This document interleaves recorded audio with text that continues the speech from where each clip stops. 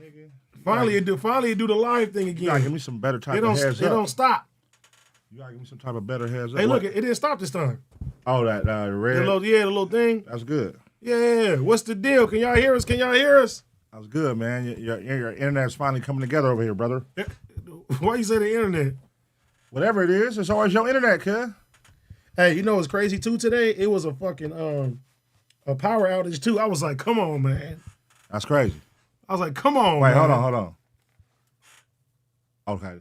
I thought I was hearing the noise. I'm like, oh, come on. No. I had to move everything. You feel me? Mute these two mics. You right. Mute those since nobody here. All right. Sound better. Ain't getting no extra feedback. Wait, I don't see the chat moving. Don't worry, bro. It's live, bro. Let me see. Whenever you panic, it's live, bro. Don't worry. It's live, bro. It's live. All right. Hold up. I need to see something moving. Hold on. There we go. It's live, dog. There we go. We are live. All right, look, hold on. You re-upped on Freakies? I always do. Let me get one. See? Let me get two. Fuck it, bro. Hey, look, we're going to make it interesting. Give me two of those lime margaritas. All right. How about 3 for good measure? Fuck it. I'm here. And you got tequila. Fuck it, dog. It's a rainy day schedule.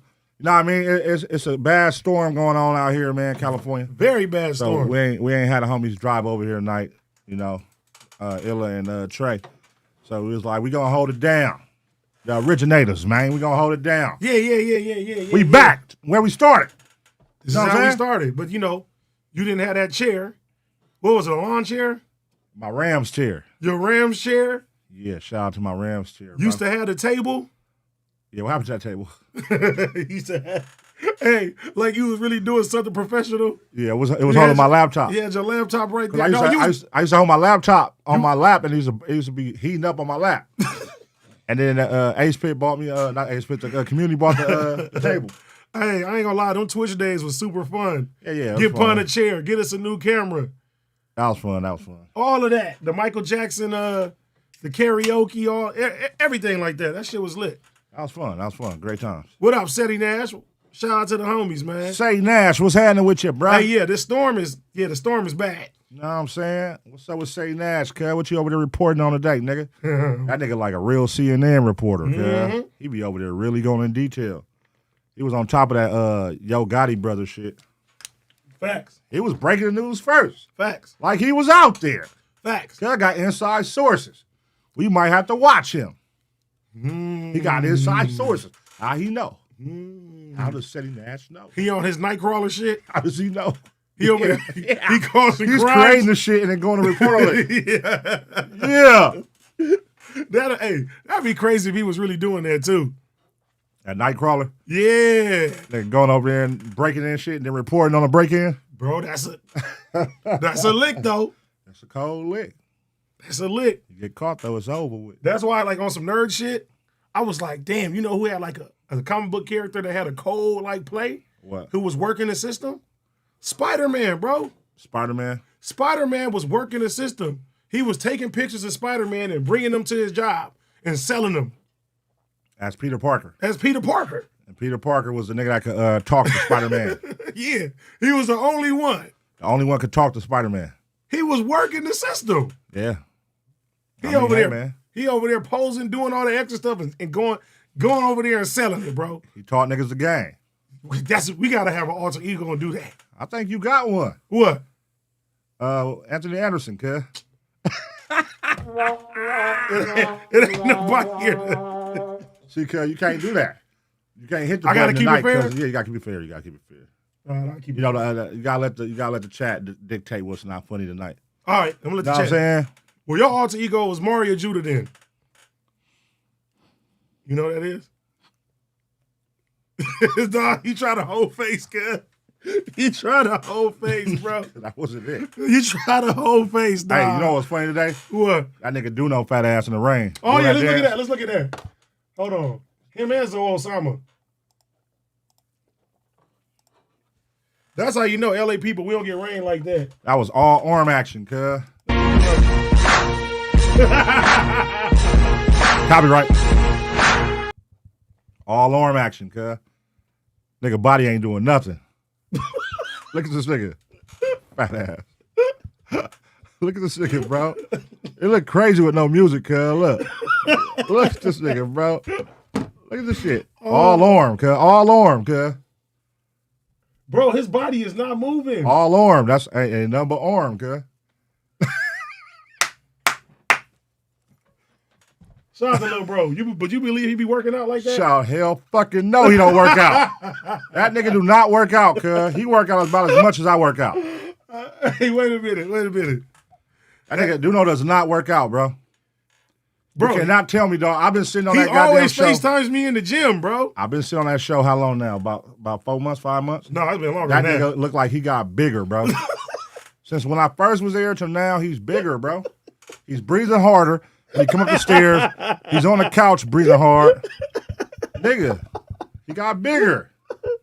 Hey, He ain't fooling me. he always FaceTime me in the gym, though. Man, you know what he's doing. He going there, doing his little fake shit, getting his issue off. You know what I mean? You think it's that serious, Spraying though? water on his face and nigga and walking out. Bro, if he was spraying water on his face. Come on, cuz.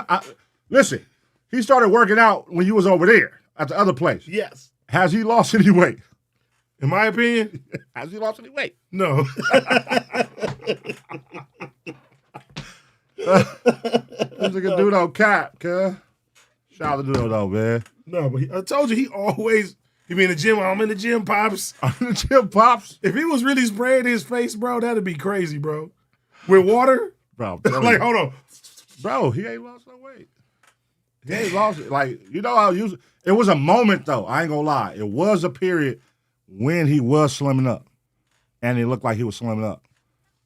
And then that's when he was like going hard every day, drinking water every day. He had that 2-gallon thing. I remember that shit. I don't remember where it was at, over there or over here, but I remember that. And he was slimming up. And I was like, I told him, like, you look like you're getting smaller, bro. But then ever since then, it's like you, cuz. You give you one compliment, you stop, bro. Nah. I had to get that out of my system, bro. You give AD a compliment, he done. No. If he get too many compliments, he really done. No. Come on, am I lying? Am I lying? In the past, no, you're not lying. In the past, no. All right. But recently, we changing that up. All right. 2024. We got that motivation. 2024 it is. Whole new you. Because I was like, when I made them songs, I'm like, he ain't called me. Yeah. He ain't said nothing. I know what that means. Yeah. So I'm like, Pun, tell me something good. Yeah, you know what that means. You're like, I'm not about to sit there and pump you up. I'm not about to pat you on the back, motherfucker. You know what the fuck it is. Keep going. Yeah. Keep going, man. You doing your shit. Keep going. But This week though, it's about to go on overdrive. You don't even got to talk about it. Just do it. I'm gonna do it. That's all. I'm gonna do it. Hey, look. Yesterday I had 2 embarrassing things happen. What happened? Bro, because of this fucking rain, bro. Well, the first thing it wasn't because of this rain. What happened? Nigga, I go to the homie house, bro, right? Mm-hmm.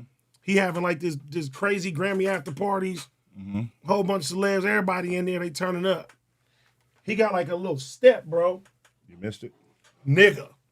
You missed a step coming down or going up? No, bro, I was just walking inside, and it was like, bro, Oh, you didn't see it? I didn't see it. Oh, one of them, a little elevated floor, like. Yeah, like the elevator floor. And you and tripped I went, over it. Bow! In front of everybody. All right, like when you tripped over it, was it a straight bow or was it like a stumble then bow? No, I'm gonna show you. It was like this. No bullshit. I'm walking in, nigga trying to look cool. This is when you walking in, your entry? This is my entry. On your entry. So look, I'm shaking hands. I'm seeing everybody. I'm like this. I'm like, yeah, nigga. Hey, look. On I'm your on entry. The floor. I'm on the floor. I'm hurting. But immediately I bounce up. I'm like this. And I just keep pushing. I go to the other side. And everybody saw you. Everybody saw me. Everybody. I didn't look back to see who was laughing. I didn't see. Everybody saw you. Everybody saw me. So, so that fucked up your whole entry. It was fucked Your up. whole entry. I know you trying to come in with the cool shit. Bro, I'm feeling myself too. I'm over there. And you just bust your ass. AD, what's the... Bah! Should have started doing the worm, cuz. That'd have been You hard. played it off. Bro, that'd have been hard. Like Black Youngster, cuz. Black Youngster played it off when he hit the floor. Next time I'm gonna do Remember that nigga fell on the floor? He rolled over like he got a gun? Yeah. Oh my God. You gotta roll over like you got a gun or something. You glitched cuz. the stream? Hey, no. And look, that wasn't the only fall last night. You fell twice? I fell twice. In the party? No. Okay. This is after the party, bro. In front of people? No. All right, you good then? I go to we Ubering back to OT house, bro. It's like 5 something in the morning. That's when you got the Elmo song on you. No, I'm sleeping. Okay, I'm gonna show them that too so they can see. All right. I'm gonna paint the picture. All right. So this is on the way back to OT shit. Yeah, put the Elmo song on you. So look, we outside. You feel me? That's what we doing all the time. Yeah, he caught you slipping, bro. Hey, so when I'm popping up, I get up. I'm going, look, I go to his door. You feel me? I grab my shit. I'm about to leave. Right. Nigga. Fell again. Soon as I walked out, nigga slipped in the rain. I was like, ah! Nigga, I fell. In a puddle? Nigga, wet everything. Like, nigga, I fall right in the rain. Nigga, wow! Was that from being sleepy and drunk? Bro, drunk, sleepy, discombobulated. But I fell so hard, and OT laughing because he didn't see my feet. He can't see me. Right. But it's on the Ring camera, so I told him, I'm like, get the Ring camera footage, bro. That'd be some good content right there. You got it? Because he said he gonna get it. Nigga, I feel hard as a motherfucker. Over with. Yeah. Yeah. Nah, but Grammy weekend was fun, man. That's cool, man. It was super fun. Heather party was cracking. That's cool. You feel me? Yeah, it was a fun time. We had a great time. Everything was cracking. Everything was cracking, man. We had a great time, man. It was perfect. The weather was perfect. You know what I'm saying? The weather was not perfect. On Friday? Oh no, for Heather shit, yeah. The weather was perfect. The weather was perfect because it was supposed to. Originally, it was supposed to start raining on Friday, but they moved it to Saturday, and it still didn't rain on Saturday. It rained on Sunday. It started on Sunday, so it was cool. It was cool. Yeah, bro. Had a good goddamn time. Open bar was going crazy. Oh boy, they said you was the last person to leave. Probably. I was right there trying to buy all the DJ equipment, telling nigga we gonna buy all this shit. That's the last thing I remember doing. What you mean? Because he said T-Rail broke his microphone. I was like, nigga, we'll buy all your shit, nigga. I was like, Jack, get this nigga an invoice. Like, get Jack an invoice. We'll buy all that shit. You think he did it? I hope not. I was drunk as hell. I hope not. That nigga SB was like, all right, puh. All right. I'm like, nigga, we buy all this nigga shit if it's broke. Nigga, we don't give a fuck. T-Rail, let this nigga know. That's what Alonte's daddy used to do, bro, when we was growing up. What? He'd get drunk and forget that he bought shit. I mean, that's usually like, you know. No, but That's when it happens. He'll go buy some shit, though. Yeah, I mean, but that's usually when it happens, like when you intoxicate because, you know, you're not thinking and you're just moving off impulse and just moving. And it's like, then you like, think about it, you like, fuck, in the morning, like, fuck, I shouldn't have did that. Just like how many times you probably done spent money that you wouldn't have spent if you wasn't drunk. You know what I'm saying? Everything involved, like, hoes. Exactly. But if you wasn't, like, if you're drunk, you're more free to, like, that's with anything. You're more free to do anything when you're drunk. You know what I'm saying? True, because that's why they get you drunk when you gambling and shit like that. That's why Vegas keeps them fucking drinks coming, bro. Mm-hmm. You know what I'm saying? Because they know you're going to get loose. And when you get loose, you're going to start betting better and betting higher and betting more. You know what I'm saying? I think I finally got that bug out now. The betting? Gambling? It just went to Prizepicks. The so big shout out to Prizepicks. Shout out to Prizepicks. It's not gambling. Let's watch our commercial. Let me tell y'all about Prizepicks, man. The best daily fantasy sports game. Let me tell y'all about Prizepicks, man. The best daily fantasy sports game on the market. You know, you can almost.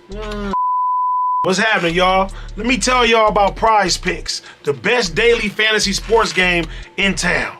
Nope, I'm doing one more. Cuhmunity. Let me tell you guys about Prizepicks, the best daily fantasy sports game on the market. How does it work? You pick 2 to 6 players if they will go over or under their Prizepicks projections. Win up to 25 times your entry amount and cash out your winnings instantly. It's currently available in 30 states and some places in Canada.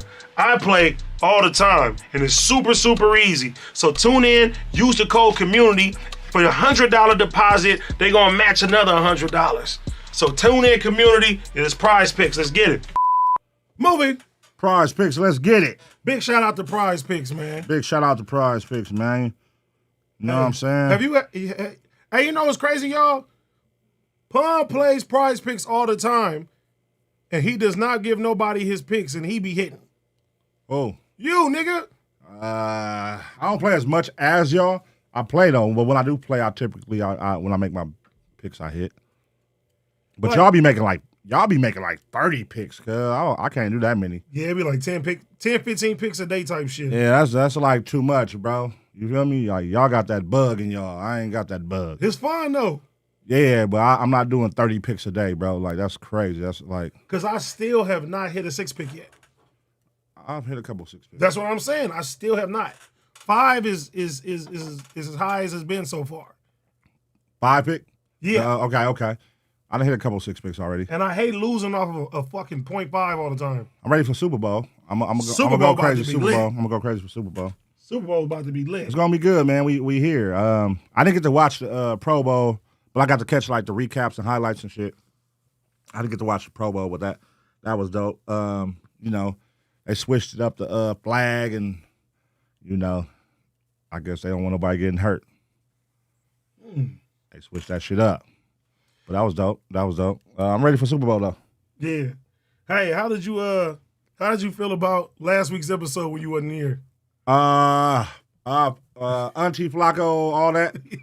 That shit was all over the place, cause I ain't gonna lie. It was the whole time you texted me, I was like, man, it was so many signs like this shit's gonna go left a million times. Yeah, it was all over the place. But I mean, like, yeah, it was a moment that came out of it, which was the Flakko, Greedo, and you and Flakko had some good dialogue, and then you know, like a moment where like the Quincy walking out and not dapping them and shit like that. Like little moments came from out of it, but it was definitely like leading up to that. It was I didn't catch all the shit you was talking about, like the brisket, the booty stuff, all that. I ain't catch all that. That shit was funny as hell. But yeah, you know. That's what it be when you be filming in 5 hours, 4 hours, 3 hours. Like, it be them pockets, cuz sometimes it's going to be random shit going on. Sometimes y'all going to be in the zone. You know what I'm saying? But that was cool, though. Like, the Greedo shit, I was watching that and was just like, damn, this is crazy. This is going left. Yeah, but see, like. But I knew Flakko was going to spin it to work for him for the next couple days, weeks, whatever. And Flakko going to make it work. And I told Greedo that. I said, listen, because the next day, this nigga Flakko, he said he's gonna try to kill him. Oh my God. See, Flakko, that's the thing about Flakko. Like, he gonna sit here and he gonna play like, you know, defenseless, like, you know, I don't want no problems, I don't want to do this, I love you. But then, nigga, he gonna let you go crazy, and then he gonna go run and make his content and do it up. You know what I'm saying? Yes. He gonna do it up, and he been stretching it out, because even like he's still going, because now he's saying he the voice of the streets, bro. He the voice of the streets now, cuz. So Flakko gonna keep it going. He gonna stretch it out. You know what I mean? Pause. Hey, but the funny thing about it was like everybody was like, oh, they feel bad for Flakko and everything, and then this nigga immediately texts me. He's like, that was great. Yeah, I wouldn't feel bad for Flakko. Flakko know what he signed up for. He know what comes with this shit. And like he know how to spin that negative into a positive. You know what I mean? No, but you know when you think like, okay, you getting, you feel me, shitting on for 30 minutes, you would think like a nigga might be like, oh damn, he might feel bad about the situation. No. That nigga like, this was great. Nigga. When we doing this again? No, that's a moment. Yeah. You like, that's a moment that's gonna go up where I can go ahead and do my rebuttal and go crazy. And nigga, for sure, that's what he did. You know what I mean? So, you know, Flakko know the name of the game. But even the whole time, like, this nigga Greedo was on the plane, and he's texting me, he's watching everything. So certain shit Flakko is saying, he's like, I gotta hurry up and land. And I'm like, when you really think about it, he's screaming in the fucking airport. If you really think about it. That nigga walking to the airport screaming like a motherfucker, top of his lungs. I'm gonna slap the shit out of you, nigga. I'm gonna slap the shit out of you when I see you, nigga. In the airport, I know they like, oh my God. Oh man. And you know the thing is too, because I seen like a lot of people were saying, why you didn't tell him the same thing you told everybody else? I said it's a little different when you tell a nigga his career about to be over in 3 months. When you say that, then I can't get mad at a nigga getting off on a nigga when he say that shit. Yeah. That's a whole different story. Yeah, it was the context. The context and how it was said is what made it like a response like that come. Yeah. You know what I'm saying? Because he could have said it a whole different way, Same content. Same You shit. could just delivered it a whole different way, and it would have it wouldn't have came off so harsh, or you know what I mean. So it's just how he delivered it, with cockiness, you know what I mean. That nigga gonna be done in 3 months. And now he the voice of the streets. And now he the voice of the streets. You know what I'm saying? Oh man. So. No, but I think in the future, Act about to make a play, get him over there. That's what it sounds like now. And I do think that. What do you mean? Let's break that down. When you say that, when you say Act's about to make a play, do you mean he's gonna take Flakko from over there? I think he might. I haven't heard anything, but he's gonna offer Flakko an offer that's gonna make him. I think so. I think so. Yeah. Cause he certain shit Act say, when he doing the reactions and stuff like that, he I don't know, you need to come. I think you better suited for the East Coast and all that. And let's keep it real. He'll get if he goes to the East Coast, he'll be able to bash the fuck out of the West Coast. But I wasn't even thinking about him bashing the West Coast. I'm just saying. I was thinking about him he'll be in a safe hub. He'll be able to. He'll be able to be himself. He can fully, because that's the type of nigga he is. Yes. Flakko was a gloves off, I don't give a fuck, everybody can feel the wrath type of motherfucker. You know what I mean? So he's going to be slightly respectful because he's right here, but if you remove him from right here and put him on the East Coast, he gonna eat to the West Coast. He's going to go crazy. And I feel too, because Academics is really trying to, you know what I'm saying, build up his team. That'd be a power play right there. That'd be hard. Yeah, because I watched I watched that interview. That interview was dope. That's what we looked up to from the gate. If that's your idol, why wouldn't you want to work alongside your idol? That's what we looked up to from the gate. And it makes sense because, compared to when he first came in and he was, trying to figure out his channel, now his channel got some traction going. He got the content. He done figured out, I'm going to put out these type of videos consistently. And they doing good numbers. You know what I'm saying? So it would make sense for, Academics now to come in based on the terms of the deal on how much Act would help him with those, you know what I mean, and give him a show on his platform. And would it be on the Academics channel or what? I mean, the Academy. Oh, the Academy. I haven't dug into the Academy channel. So he got I know he has Troy Ave over there. I saw that because he's doing his show with him. Academics set with him. I mean, Flakko and Big my boy, Batman Cabo. Batman Cabo? Oh, Big Folks. Big Folks set with him on Troy Ave shit. I saw that. Yeah, I think that'd be hard to put Big Folks over there. Folks don't want to do that though. Big Folks a wild card. He don't want to do it though. I mean, he was trying to do it himself. No, but the thing is when I chopped it up with him last week, they got some other shit going on. They doing shit in Dubai. Folks is looking for the next play. Hey man, money talks. That's what I'm saying. Bullshit walks. Why the fuck all these goddamn umbrellas in the chat? Money talk, bullshit walks, man. Know what I'm saying? Umbrellas in the chat, man. Money talk, bullshit walks. I don't know. What the fuck is the umbrella? Yaz, what is the umbrellas about? Yeah, fill us in. I don't know what it is, bro. No, that shit. Yeah. But that'll make sense. With that'll be dope. Flakko and Academics doing more content. That's his whole MO. Everybody was saying he when he first came around, he a fake Flakko. I mean a fake Academics. So I mean that would be different. I mean that would be cool. I'm here for it. Yeah. Especially because he lost his boy. That's that's the point. He lost his boy that he built up over the years. That was gonna be, you know what I'm saying? So he needs somebody. One of his proteges. He needs somebody to come shake it up. He needs somebody to shake it up. And I think Flakko would do way more coming from over there than what bruh would have did. The little kid nigga. Touch her. They said for 211. Oh, 211 emoji. Shout out to 211, man. That's a 211 emoji? Yeah. It's the. What does that mean? Raindrops falling on my head. 211 is raindrops? I mean, they're like an umbrella. It's raindrops on the umbrella. 211 is raindrops? Nigga, I don't know. I'm looking at this shit. They said it's for 211. Hey, why is 211 raindrops? What is it? Make sense. Why do you keep saying raindrops? Nigga, it's raindrops on an umbrella. Just say the umbrella then. But it's rain on an umbrella. So say raindrops with an umbrella. Shout out to 211. That's my dog. Yeah, man. You know what I'm saying? Shout out Deuce. Y'all go get his new album, his new project. It's out right now, man.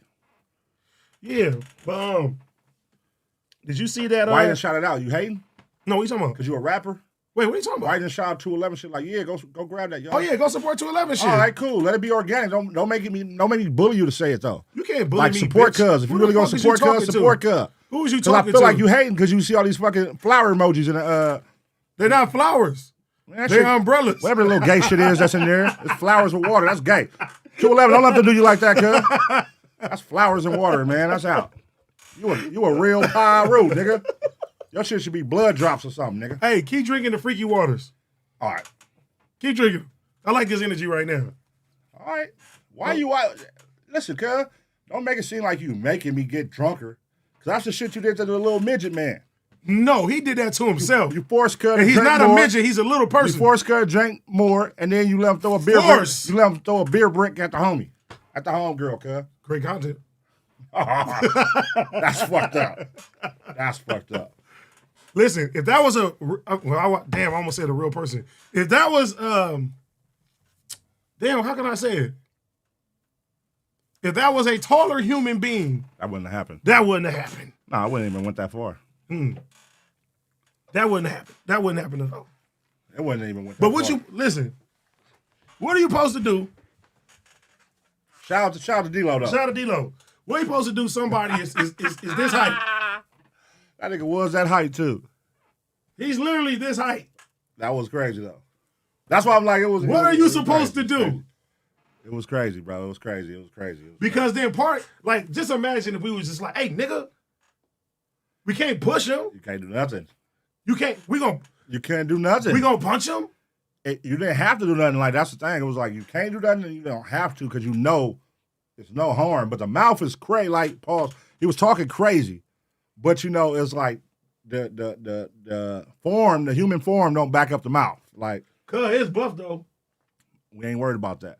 The most he picking up in the gym is 80 pounds. So, look.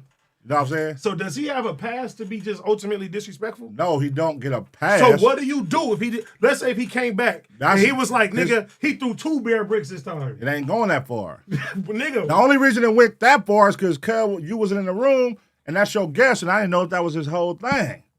Nigga, that's like his gimmick, like to be like a disrespectful little midget guy. That was, stop saying midget, bro. Man, why the fuck we can't say that? We can't say midget no more, bro. Why? It's the little person. Man, that's just... You can't say shit no more, dog. No, but I'm saying, like, what do you do? Like, he came in here again and he violated. What is your antennas doing? No, it wouldn't even be, we would be ready for what he brings now. Nobody knew what he was capable of. Nobody knew who he was. Nobody knew what to expect with him when he came. This time, our guards would be up on some, like, not even letting it go to where he throwing a beer brick at the homegirl. Like, you know what I'm saying? No, but I'm just saying, hypothetically speaking, if he came back and he was like, because mind you, we know what's possible with him now. So even if he came back, we know what's possible now. So we know how to prevent it. All right, look. Let me give you the scenario.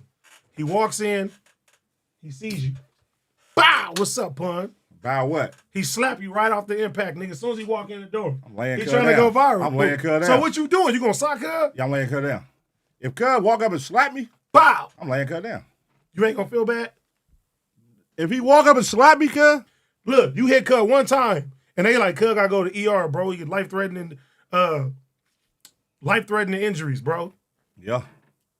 You better get them Oompa Loompas in here and get Cuz up out of here.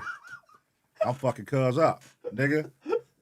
He come in here and slap the shit out of me. I'm a reflexes though. That's reflexes. But you know what they gonna do? I'm not gonna stump him out. I'm not gonna do that. Reflexes gonna hit back. Stumping out a little person is wild. That's reflex. Like if a nigga slap you, automatically you gonna hit back. Facts. Right? Facts. So that's all I'm saying. I'm not saying like, you know, it ain't gonna be like I'm a prey on the weak. That's the new thing. Prey on the weak. Who say that? The nigga that got ran up on this weekend. Oh, you gonna talk about that too, huh? I was waiting. That's what I hear. I was gonna let him live. But listen, at the same time, I wanted to confirm if it was at the real or same not. time, it's no evidence, so we don't know if that's true. You know, this is the viral era when niggas say shit and they gotta present shit in order for everybody to believe it. But sometimes people can say shit and people believe it anyway. So we don't know.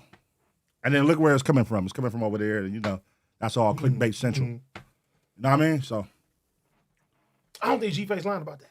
I don't know, but I feel like it would be content to back that up if it happened. In this era, if that's what you're going over there to do, to run up on a YouTuber or a nigga who makes content, you're gonna have somebody there with a camera, right?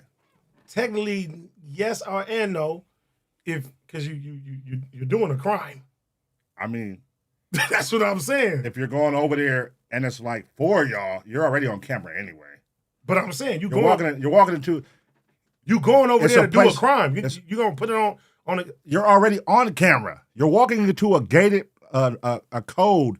There's a camera at the code at the gate at the door or whatever at every place that got a code. You know what I'm saying? Shout out to Big Deal. He said we can get the truth. Let's get the truth, man. Big Deal. Bears in the chat are on go. Where Big Deal been at, man? Come on, Big Deal. Big Deal, listen, bro. I don't like how niggas got you locked up, man. Free Big Deal. You already know, man. You can pull up the Ace Boys worldwide, man. Big Deal. You got to come to community, matter of fact. Yeah, he ain't never came to community. Big Deal, you got to community, Big Deal. You got to come through. Bears in the chat, nigga. Shout out to the Bears. Yeah, yeah. No, I was sitting there thinking, like, it kind of made sense, though. Let me tell you why. Because you seen the nigga had negative 9 million. So I'm like, what they ran over there, like they said, and it was like, nigga, delete all this shit. And made that nigga go on a deleting campaign. Wait, delete what? He said that he made him delete videos. Delete videos? Yes. How is that possible? So the nigga like runs up to your house. I don't know the details. He tells you go in there and delete videos and we walk in your house and while you do it? Or do we wait at the door? Or do we just say it and walk away and hope that he does it? Like what was the scenario? That's what I'm saying. I don't know. I didn't watch the shit. I just saw the headline clickbait shit on YouTube. And I'm like, oh, nigga got ran up on. But then was it true? And then earlier when I was doing a little stream earlier, they were saying no. They were saying it might be cap. So I don't know. You know what I'm saying? I don't got no motherfucking dog in the race. You know what I'm saying? So, and I ain't gonna be biased just cause a nerd. Yeah. You know? Yeah. Cause I was thinking too, I was like, should I post this shit this weekend? I was like, I don't even care. Nah. Let it go. Let it breathe. Yeah, man. Nah. It ain't doing nothing for niggas. Nah. It was fun. We gotta be bored. We just gotta be bored of that shit to pick on cuz like. God, you staying here the rest of the show. Yeah, but yeah, man. You know what I'm saying? Shout out to motherfucking D-Lo, man. You was trying to bring D-Lo right back like a dumbass. No, D-Lo wanted to come back. You was trying to bring him right back. He next wanted, episode. Like, bro, he don't come again. I'm like, nigga, no. He don't live out here, bro. All right, go where you go and come back later, cuz you're not gonna come in 2 for 2 and think you finna do that 2 for 2. You're not finna get that all twice. So he left a bad taste. No, but I'm just saying, like, you just said 2 for 2. You can't let a nigga come right back in and think he finna do the same get up. Because then it's like, AD, what are you doing here? You sacrificing that's what people. Listen, that's what I was saying. Like, is it cool if that's what that nigga thing is? Like, what do we do? Is that his thing though? Nigga. He's like the wild side little person. He's like the wild little person that be going on like. Nigga, we seen it. You gotta think about it, bro. I never watched any of his content. I don't know. Nigga, me neither. The only thing I knew about bro, and shout out to D-Lo. The only thing I knew about bro. Keem had a narrative on you. What? What's the narrative? He said you brought the nigga over because you knew he was like a porn star little person. And you wanted to bring him over because the homegirls was gonna be here. And you Keem didn't say that. That's basically no, listen. That's where Keem was going. No, listen. This is the second time you knew somebody put a false narrative on Keem. I'm not gonna let this happen again. You knew he was a little porn star nigga. And no. you brought him over here for the homegirls. That's what's Keem narrative. To what? Fuck him? I don't know. Try to get cracking with him? That's all he said. I don't believe this, bro. You said you knew the nigga was a porn star. Why would you bring him over here? I don't believe it. Why would you invite him over? You said you didn't know what he did. Let me tell you. Wait. No. Let me tell you. I'm going to be 100 with you. I meet his manager in Atlanta when we go through the Prizepicks. Shout out to Ryan. Shout out to Ryan. Ryan manages Little Nick. Okay. Little Nick was the one that he knocked out boxing. Okay. So I'm chopping it up with Little Nick. Hey, where your air going here? Because it's hot in here. You want to turn it on? Yeah. Let me tell Lefty. Yeah, let's turn it on. Hold on. I'm like, cuz something different. It should be cooler in here with just the two of us. Hold up, my bad, y'all. Oh, it is raining outside, so I get True. it why she probably. I get it. Hey, baby, turn the air on. It's hot down here. Yeah. I like that. You got air now, cuz. We can cut the air on. All right, let's go, man. We up in this motherfucker. Hey, Let's no. So look, I meet Lil Nick, and I'm Uh-huh. chopping it up with them, and then Ryan is like, "Hey, bro, we wanna bring Lil Nick on the show." Uh-huh. So I'm like, "All right, bring Lil Nick on the show." Ryan didn't tell me that it was D-Lo coming until like maybe an hour, I think, before the show started. Uh-huh. I thought Lil Nick was coming over. Okay, you thought the other one was coming. I thought the other one was coming. Okay. That's the one with the dreads. So he said, "Yeah, I'm bringing D-Lo." So I'm like, "All right." Okay. When he told me D-Lo name, I didn't know D-Lo name. Okay. You know what I'm saying? So an hour before. Hour before. Okay. So when I go to the car, Air kicking in already. Yeah. Go ahead. when I go to the car, I see Cuz. I'm like, "Oh, that's the one nigga." Okay. I seen with the little fan bus shit. You get what I'm saying? Okay. But that's all I knew of Cuz. Okay. So you wasn't hip. I didn't know what was going on. Okay. So you didn't know, like none of us knew. No. You didn't know his whole get down. What was gonna happen, how he got down. Mm-mm. You knew nothing about the nigga. Mm-mm. Yeah, that's what we all came in this shit blind with, bro. So, it's all good. But yeah, man, we not bringing that nigga right back the next episode after that. You was trying to go double viral. Like, nah, nigga. Nigga, I'm not trying to go double viral. Like, if a let's good, bring him right back again. Like, if a good guess, you call that a good guess? yeah, it was a good You guess. call that a good guess? The nigga violated all the homegirls' kills and threw a bear brick at the He homegirl. apologized. You call that a good guess? He's a great guess. He apologized. Okay. He's sorry, bro. So he violates the homegirls, throw a bear brick, and that's a good guess. That lets me know a lot about you. Shut the fuck up with your narratives, man. That let me know a lot about you. What is it? Because if that was your girl and he was calling your girl a bitch and he threw a bear brick at your bitch, you gonna invite him right back to the next episode? Exactly. You gonna invite him right back? No, I'm gonna say Okay. So No, get no. the homegirls respect. Cause no. What I'm gonna do is I'm gonna make him and Lexi square up. that's what I did with him. I was like, punch that nigga. I'm gonna say, look, you got every right to get your, you know what I'm saying? Punch that nigga, good. Get him And out if he of here. get too crazy with it, then I'm gonna jump in. That nigga head was by the Funyuns, cuz was down here. That nigga was out of it. All right, cuz, let's move on, man. We done talking about cuz, man. Oh, that's Illa. Illa said, apologize to who? I'm gonna read you verbatim what he said. Hold on, I'm gonna read you verbatim what he said. I ain't gonna lie, listen. Illa been holding a little grudge, cuz, about that. With you. I talk to Illa every day. She been holding a little grudge, bro. You see how it's coming out? I don't believe it. Ask her. If she was here right now, I would get the truth out of her, bro. Damn. She's holding a grudge, bro. It's a slight baby grudge. So it's my fault? Yes. How is this my fault? It's your guess. It's our guess. Fucking I ain't our Mondays. guess. I don't know, cuz. Mondays is our show. That means it's our guess. Oh, listen, for that sake of the matter, And yes. I think you took it too far. For that sake of the matter, yes. I think you took it too No, far. I took it the right way. No. You didn't. You instead of when you saw the bear You brick, incited Hey, violence. as I should. That's what I do. Now listen, what did you do? The homegirl got hit with a bear brick, and you stuck your head down and laughed. I was drunk. I wasn't in my right mind. If I was sober, wouldn't happen, Illa. It's all good, man. You let Flakko come over here and get threatened. That's, see, look. God don't like ugly. There you go. Hold on. Your fat ass can't even grab that shit. I'll be back. Look. I'm back. I'm back like cooked crack. All right, look, nigga. You let Flakko come over here and get violated How did I let a grown man get violated? for content. Did you hear what, okay, did you hear I'm what, tired of you sacrificing the homies, did cuz. you hear what Flakko said afterwards, basically? I'm tired of you sacrificing the homies, cuz. Did you? No, you were the one that sacrificed homies. Don't do it again. You the, or what? You don't sacrifice none of my homies and my homegirls ever again. How about I sacrifice you In next? life. How about I sacrifice you next? You were fat ass sacrificing nigga? traffic. You wouldn't let traffic talk. Oh my God. That's You wouldn't let traffic talk. Hold up, traffic. Hold on, traffic. Hold on, traffic. If I didn't Hold start, on. Traffic was trying to say something. Hold on, traffic. no. Hold on, If I traffic. didn't start traffic, Flakko probably would have got off. Yeah. Bro, you probably said hold on, traffic about 100 times, cuz 200 times. Hey, that's my homie. But I can tell, bro, every Hold time. on, traffic. At that point, you should just be Hey, like, look. hey, traffic, cuz go ahead. Go He ahead get and it. go home, bro. No, I'm not about to kick the homie out. You will let him talk. Bro, if I see he has aggression, Well, I'm trying to make the Traffic, guest feel safe. hey, Traffic, thanks for coming out, bro. You not let him talk. I'm not going to do my boy like that. So you'd rather just keep embarrassing him and say, hold on, Traffic, anytime you try to talk. It wasn't embarrassing. For you, it wasn't. It wasn't for him. Imagine I got my family at home watching me on Community and I can't talk.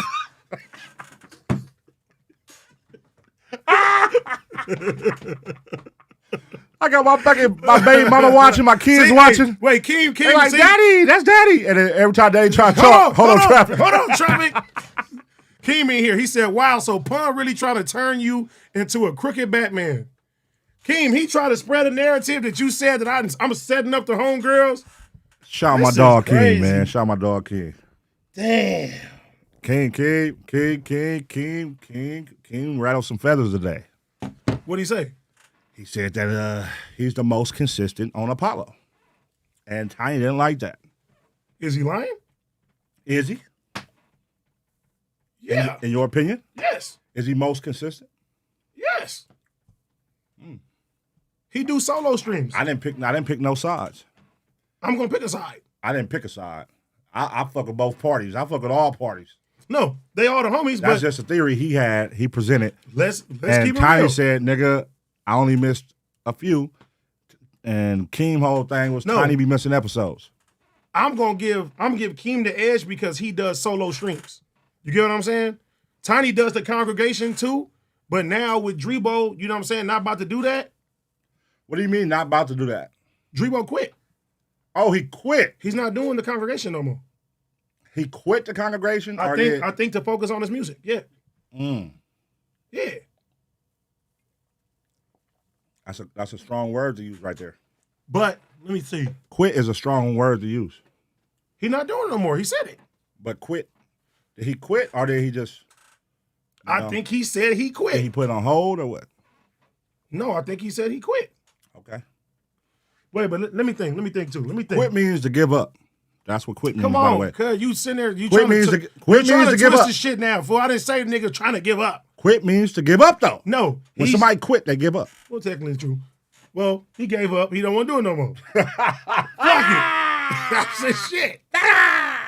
You know what I'm saying? God damn. He don't want to do it no more. Shout out to Drebo. But let me think. Cause no, I gotta get okay. Tiny do the Cuhmunity sports. He do that consistently does he do it every week? What? I don't think Tiny do. That's what I'm saying. Look. He goes consistently more on numbers on the board than King goes live. Tiny is I think Tiny putting up better numbers consistent wise. Tiny show up to all the streams. You know what I'm saying? Typically Tiny is there on time, right? I would say. And Suave said that Keem always come late. Hey man, I don't know. That's for the Apolloans. Wait, hold. What they call themselves, Apolloans? Hov just said Tiny is on Apollo, numbers on the board, and the congregation. Ooh, so talk about it. Now let's rethink. You said what now? King goes live solo. That's why he won. Now, Hov just countered with he's on here and here as well as Apollo. Now, who would you give it to? Still King? No, I gotta give it to Tiny now. And Keem ain't consistent, bro. Keem go live once every fucking 2 months. I'm gonna have to give it to Tiny now because he on multiple shows. All right, there you go. Tiny, you see I fought for you? Yeah. Fight for me the same way, Tiny. I fought for you, bro. Yeah. You gotta be real. We gotta be real. Just give me your chair when I come over there and your mic. He didn't like that. Yeah. You gotta give it to him. Hey, we gotta go over there. Come, bro, I've been waiting. Community. Let's go. That's what I told him today. I said community gonna go. Bro, let's go. We the only ones that ain't went over there, huh? We coming. Community coming over there. That shit gonna be dope. Yeah. We gotta do it up. Yeah. I don't want the fan club there. If the fan club there, I'm leaving. Who's the fan club? They be having like all the little fan club niggas sitting there harassing, shaking hands, and taking photos and shit. Wait, what do you mean? I'm out. Huh? Who? They attacked Tyrese this weekend with the fan club. Put a name on it. They put the a name on it. The karate nigga, the kung fu jiu-jitsu nigga, and they put B's. You know, Tyrese, he wasn't there for that. Truth be told. Who's a karate nigga? The nigga that was talking shit about T-Rail. They set T-Rail up. They blindsided that nigga, bro. Shady. Oh, the light-skinned nigga. Shady content, bro. Shady content. So they sacrificing for content. Yeah.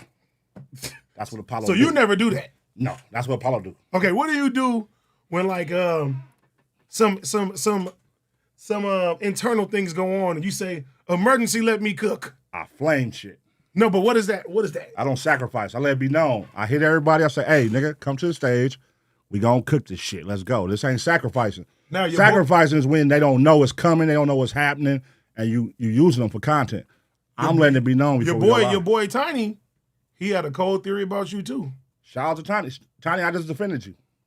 He said you be like puppeteering behind the scenes to make content. Hey man, if you got strings, nigga, I'm a motherfucking puller. Damn. Don't have strings, nigga. I don't got strings. That was a good response. Yeah.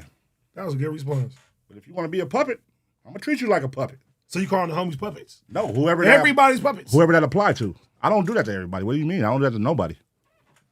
I let it be known. Now when Let Me Cook started, guess what? It was out of control, but we worked up the kinks. Once we saw everybody backlash. It was bad. Once we saw the backlash. And I was like, all right, I'm gonna clean it up for y'all motherfuckers, man. All right? They gotta be on stage. If you honestly kept it the way that was, yeah. I just want to party. I don't want to hurt nobody. That's it, bro. I just want to throw a party and let the ace pit come hang out. Let me ask you though, real question. You know, we ain't trying to hurt nobody. Would you allow an emergency cook on yourself? Yeah, for sure. Light it up. Let's go. You don't feel like you had anything that you... I'm not biased with none of that when we go live. Go live, cuz. I don't got no rule where you can't talk about me or you can't talk about this. My only rule is if the person ain't on stage, you can't talk about it. That's it. It's not bad. You know what I'm saying? That's not bad. I may shuck and jive, and if I don't feel like answering your shit, now that's different. But I don't got no, oh, you can't talk about me.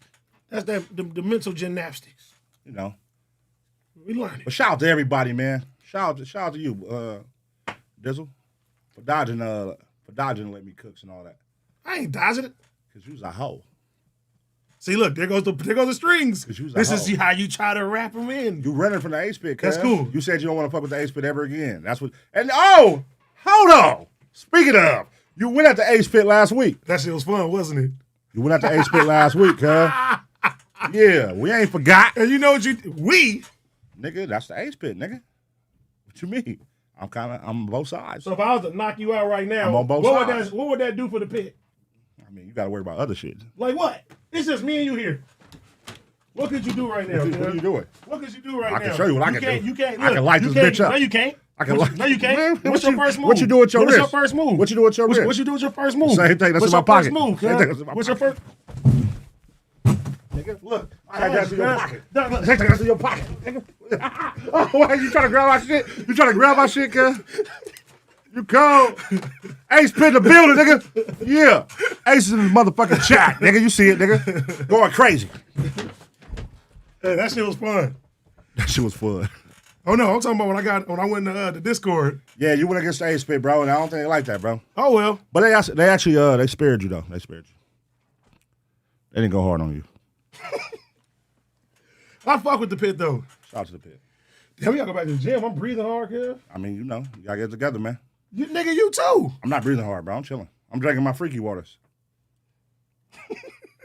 They said walrus fight. Sumo wrestler. Oh my God. I'm drinking my freakies, man. Just having a good time, man. We in this motherfucker, man. It is a rainy day schedule, man, on Cuhmunity, man. You know what I'm saying? Shout out to Ace Boy Trey. Shout out to Ace Girl Chicks. They couldn't make it tonight. You know what I'm saying? It was a flash flood warning. They said don't drive. You know what I mean? You saw that car that flipped over on the 5 freeway today? Nigga, that shit look crazy. Yeah. No, the weather was super bad. You gotta understand, man. Like, California motherfuckers, LA motherfuckers, we still treat it like it ain't raining outside when it's raining. Like, niggas still doing 100 on the freeway. Like, you know? And then you gotta realize all that oil that's on there that's built up, because we don't get a lot of rain, cuz. Nah, but this is all like... that oil that's on the freeway, yeah. and all that, like, it's starting to be slippery with all that water on top of it. And, you know, I be seeing so many cars, like, do the, what's the shit called? Hydroplane. Hydroplane. You ever hydroplane before? Multiple times. Oh, nigga, that's the craziest shit, because there's nothing you can do about it. You just gotta wait till it stop. Nigga, I was in one so bad, me and Chalk, nigga, leaving the observatory. Yeah. The fucking wheel came off the car. I ain't gonna lie. That's a fucked up feeling when you hydroplane because it's the fact of knowing like you can't stop it and you just gotta wait to see what happens. Didn't they say there's nothing you can do because once it's spinning, you can try to turn the wheel the other way. All it's gonna do is no. Another way. I think the proper way. Man, ain't no proper way. I ain't never saw nobody stop the hydroplane. I done saw. I think they smack said that shit. Look. I don't want to sound dumb, but I think they said you got to speed up. Okay. No, I'm serious. Yeah, speed up if you want to. I'm about to look this up. Right now. So you press the gas when it's hydroplane. No, nigga, your intuition, like when I hydroplane, Press the gas. I'm putting my foot on the brakes and I'm sitting there. You can't do nothing. So when you hydroplane, you press the gas, and now you're doing 120 miles per hour hydroplaning. You're doing 120 miles per hour hydroplaning, cuz. What to do if you hydroplane? Let me see.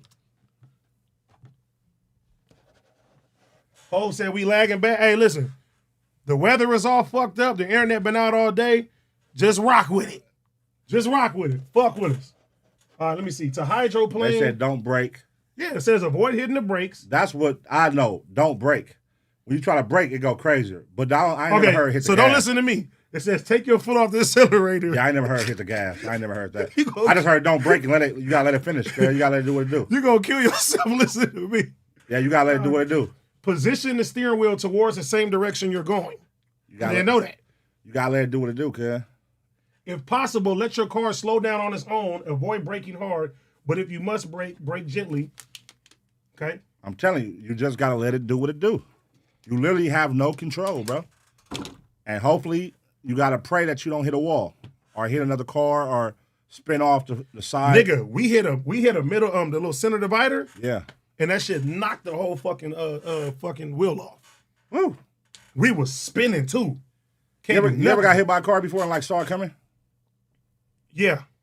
Like that little 3 seconds before it happens? My homie mom hit me on purpose.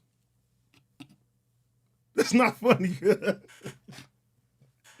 What? She hit me on purpose. What do you mean? I'm on the block, nigga. I'm in the middle of the street. You know how niggas is, like, nigga, go around.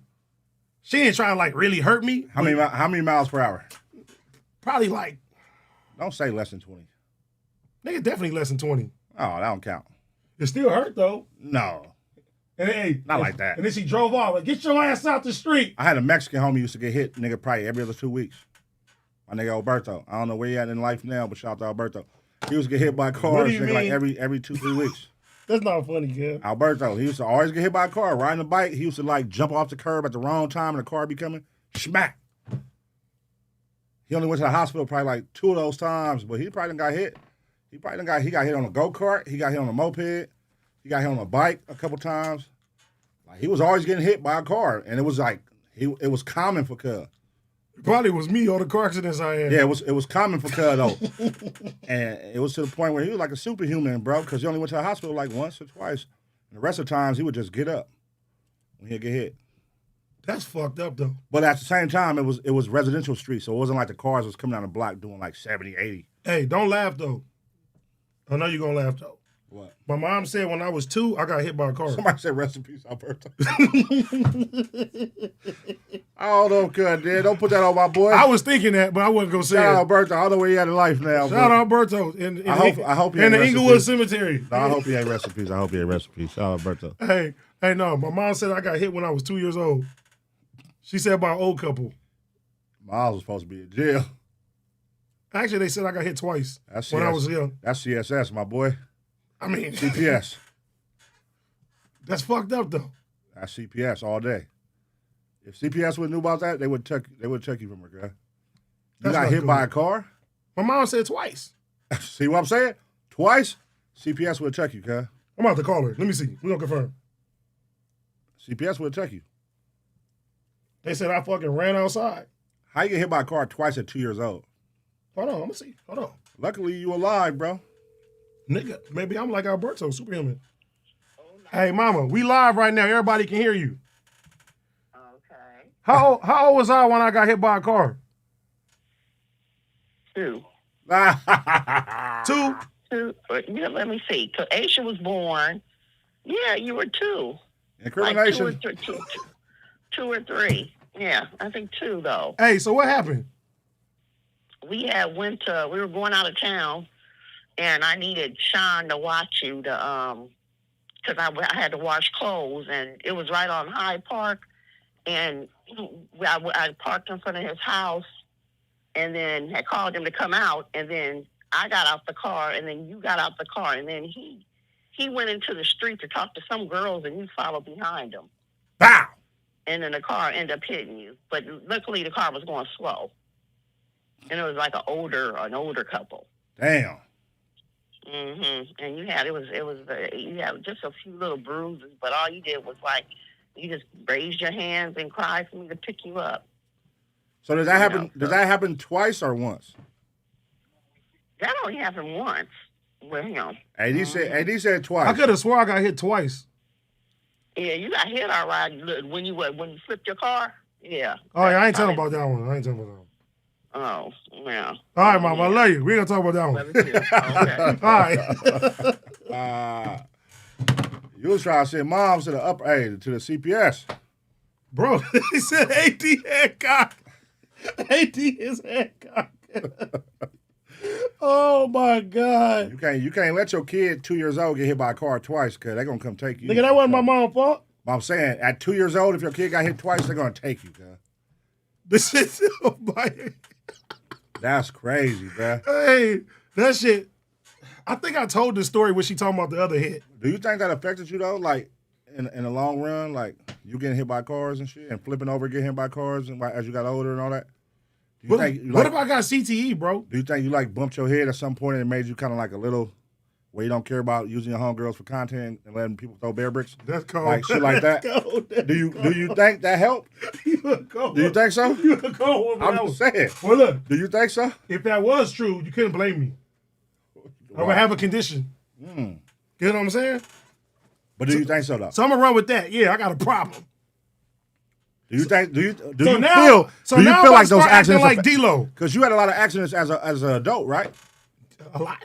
Do you feel like those affected you in the long haul? Like, do you feel like I'm in denial and maybe I'm a little off in certain places because of these accidents? Are you trying to call me slow, bro? I'm getting there. This is just go ahead and say it. No, I'm saying, do you just feel? Go ahead and say it. I'm not calling you slow. I'm saying, do you feel at any moment, because if somebody hit their head enough times and bang their head enough times, it may like fuck up some shit. I'm just asking you, bro. That's all. You don't have to feel slow. I'm not saying you're a slow person. You know, I think you're a cool guy. I think you're cool. That's what they say to slow people, bro. I think you're good. That's fucked up. Do you ever have those moments though? Because you know you do shit where even your girl be like, AD is. You know what I'm saying? Somebody said AD could have been Suave. See what I'm saying? Oh, that's cold, God. Oh, bro. You said AD could have been Suave? That's what they said. That's cold, man. I got a condition. I'm sorry. Why you gonna laugh at that? I'm sorry. Hey, See, I have a condition. Okay, not to dwell on what happened earlier, but that nigga said Suave like debuted that he got in a wheelchair because of a car accident. And that nigga Toddy was like, what? He's like, I thought you was in the army, cuz.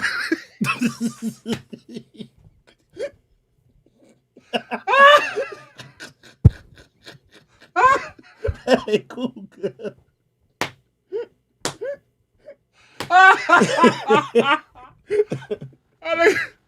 It was so random, but it was funny. It wasn't meant to be, but it was, cuz it was like, wait, nigga, I thought you was in the army.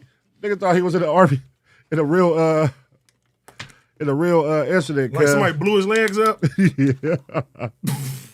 I mean, the car crash is still a real incident. You know what I mean, though. But I get what Toddy was saying. It was funny, cuz. Damn, bro. You just got me thinking right now. What? Because Lexi always tell me, she be like, I think you're a little... I always tell you, cuz, like, you don't think a lot of times, cuz. But I'm saying that maybe... Pun always says, it's a monkey in your brain with a tambourine that just does this sometimes. Bro, I swear to God. Like, that's what I'm saying. It may be from, like, all them accidents, bro. Like, you don't realize it, though. Because you've been in a lot of accidents, bro. But wouldn't that make me a hero? I mean... I'm working through all the adversity? In the remedial world. I'm cool with that. You like super remedial. I'm cool with that. Handyman.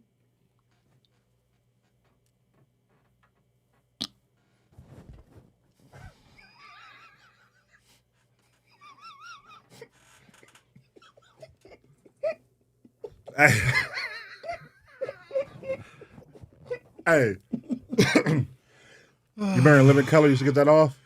You can't do none of that shit. That shit would work today. Handyman, Fire Marshal Bill, all that shit. You ain't couldn't do that shit. Hey, yeah, but you know, shout out to you, man. They say AD stands for avoiding death. I'm with that one. Like that also could be the reason, like, you know how to, like, rap good. It could, like... Because I'm off. It could, like, fracture some shit that, like, made you, like, be able to, like... You know, you can read super chats good. You can read ads, promos good. Like, you can read. You know why? That means you just paid attention in school. I mean, but you didn't go to school. You went to a barn. You went to... Why would you say that, the bro? barn, the church in the back of the Compton and garage. That's what you said. Well, that's the truth. You didn't go to a school. I did go to school eventually. King Drew. I went to Curtis. Yeah, but I went to Gardena. I mean, but you know, you made it. Now, all that matters is you made it, bro, in life. You here. And you got your podcast going, man. You got a family, beautiful, beautiful family, man. Beautiful house, beautiful car. You made it, bro. Bro, what if I was slow, cuz? Let's not think about it, because you might really start thinking you slow. No, but I'll make like a real campaign. Nah, see, now you're finna make a joke out of this shit. No, I'm not. I'm just saying. It may be somebody slow watching right now that don't find this shit funny, bro. Handyman. Let it go. Why you bringing it up? Handyman. Why you bringing that up? That was 5 minutes ago. Handyman. Let's move on. Let's move on, my boy. Wait, do you think you have any issues? Yeah. Honestly. Yeah. We all got issues, bro. We're human. No, but I think like it's no such thing as a perfect human, bro. Nobody's perfect. Because why are you so angry all the time?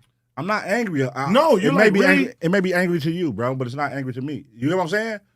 What you think is cool may not be cool to me. What you think is angry may not like be when people be like going through it, you be like, yes. Like why? I don't celebrate people going through it.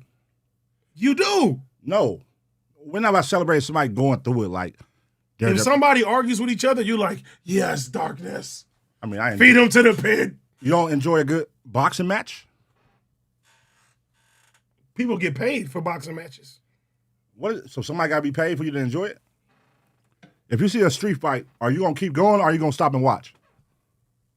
I'm going to try to stop him like Jonathan Majors. If you see right now, listen, if you rolling down the street and you see two motherfuckers duking it out on the sidewalk, are you going to keep driving like nothing happened and not look? Or are you going to slow down and look? World star. That's all, bro. It don't be like, it ain't nothing like different from the next man. I just enjoy it. I enjoy when people spar, bro. But you like curating the sparring. You like. But it be people that's already sparring though. I give them a platform. So why not try to help them reconcile? You want them to hurt each other. What part of your brain wants that all the time? Like you crave it. You get off on it. Ooh, beef. Ooh. I mean, hey man. What you want me to do here? Were you not loved as a kid, Pun? I was loved. I was loved, bro. You know what I'm saying? I had a great family. I had great friends. And I still got great friends, bro. Still got great family. But somebody said you got hogtied as a kid. I probably did. Do you think that affected you? I was raised a little tougher than others. You know what I'm saying? Because of my dad and his upbringing. So, you know, it's all good. We're not here to judge how we was raised. But do you think that affected you? In no kind of way did it affect me. The decisions I make today as an adult is because of me as an adult, not because of my childhood or my past. I don't make decisions based on my past and, I was hurt in the past, so let me do this to people. I'm not one of those people, you know? It's just shit I enjoy in my adulthood. That's all. I enjoy watching action films, so I like action. I enjoy watching fighting, so I like to see fighting. I enjoy, you know what I mean? Destruction. So I like seeing destruction. Do you ever get flashbacks to like being tied? Now you trying to make content. See what I'm saying, kid? No, I'm asking you real questions. Well, how did we get back there? I just told you that shit has nothing to do with how I think today. I just asked, do you have flashbacks? No. It wasn't one of those things I look at, like, when people have flashbacks, it like hurted them and affected them in a way where they like can't get past it. You said pun is short for punished as a child. I don't know what you just said. They said pun is short for punished as a child. Hey, that's possible. No, like no bullshit. Do you ever think back like, damn? You was punished as a kid too, right? You got whoopings as a kid? Yeah. You didn't get whoopings? Yeah, my grandma. Mr. Lickety Split, I told you. Mr. Lickety Split. I told you, cuz. Not as much as my little brother, but yeah. So you didn't get whoopings? No, I got whoopings. Well, that maybe explains it, bro. You didn't get whoopings, so you was like... I didn't get tortured as a kid like you. You was raised to be like, soft. You was raised to be like, be nice. 80 words. And you was raised to be like a pig in the barn. I was raised to lay action, cuz. How do you lay action when you tied up? It's just a difference, bro. Did you used to squeal like a pig too? See what I'm saying? You try to make content. Oink, oink, oink. No, oink. nigga. No. Did you squeal like a pig when you was tied up? My dad did what he had to do, nigga. That's it. Never mind.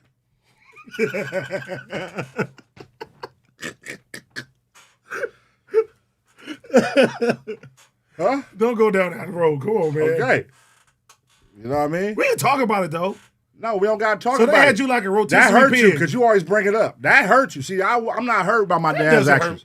They had you like a rotisserie. I'm not hurt by my dad's actions of what he did when I was younger. They had you like a luau pig, bro. He was raising as a kid. He was raising a man. That's not cool. He was raising a man.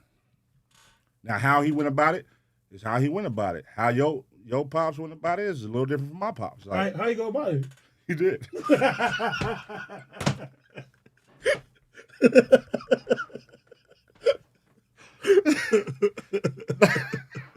He didn't go about it at all.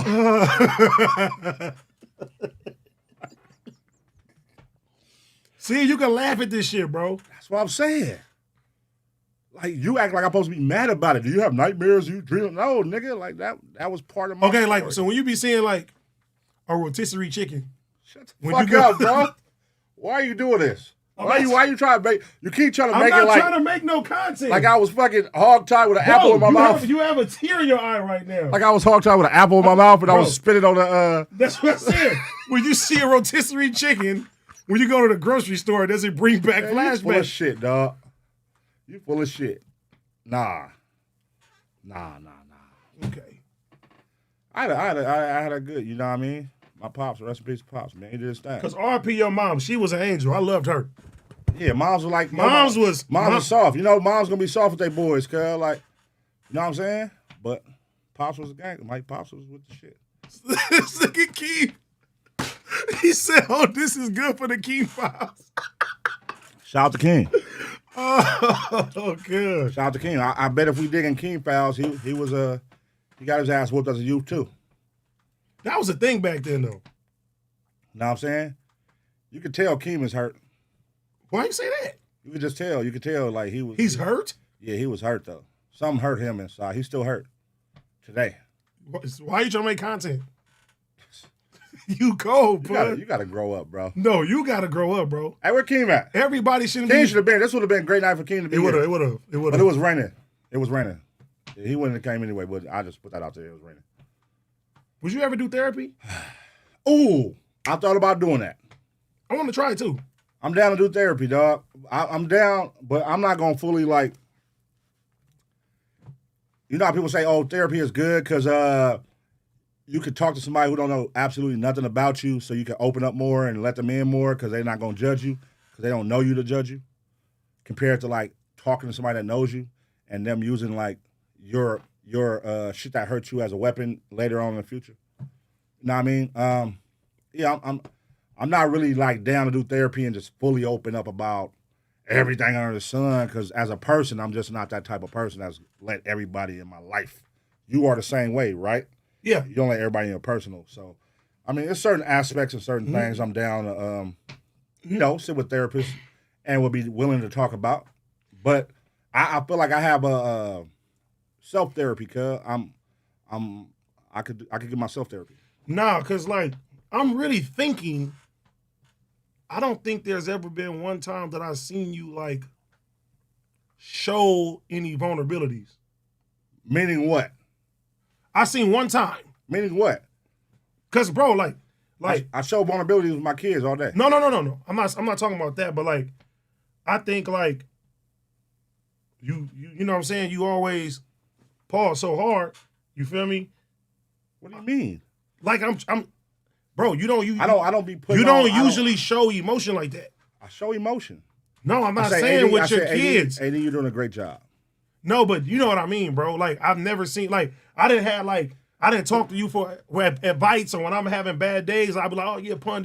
I've never heard you like, damn, bro, this is a bad day, or like I ain't feeling it today, or this happened, or something like that. You never really did that. I probably seen you like a vulnerable state like that one time. I mean, I talked to you about when like my kids are sick and shit like that. And stuff No. I open up to you about shit like that. that. No, you open up to me about that. You mean like me personally, like having like I've never seen you cry either. Yeah. That's rare. Yeah, that's rare. Like I've never seen that, or like even close to that. I think.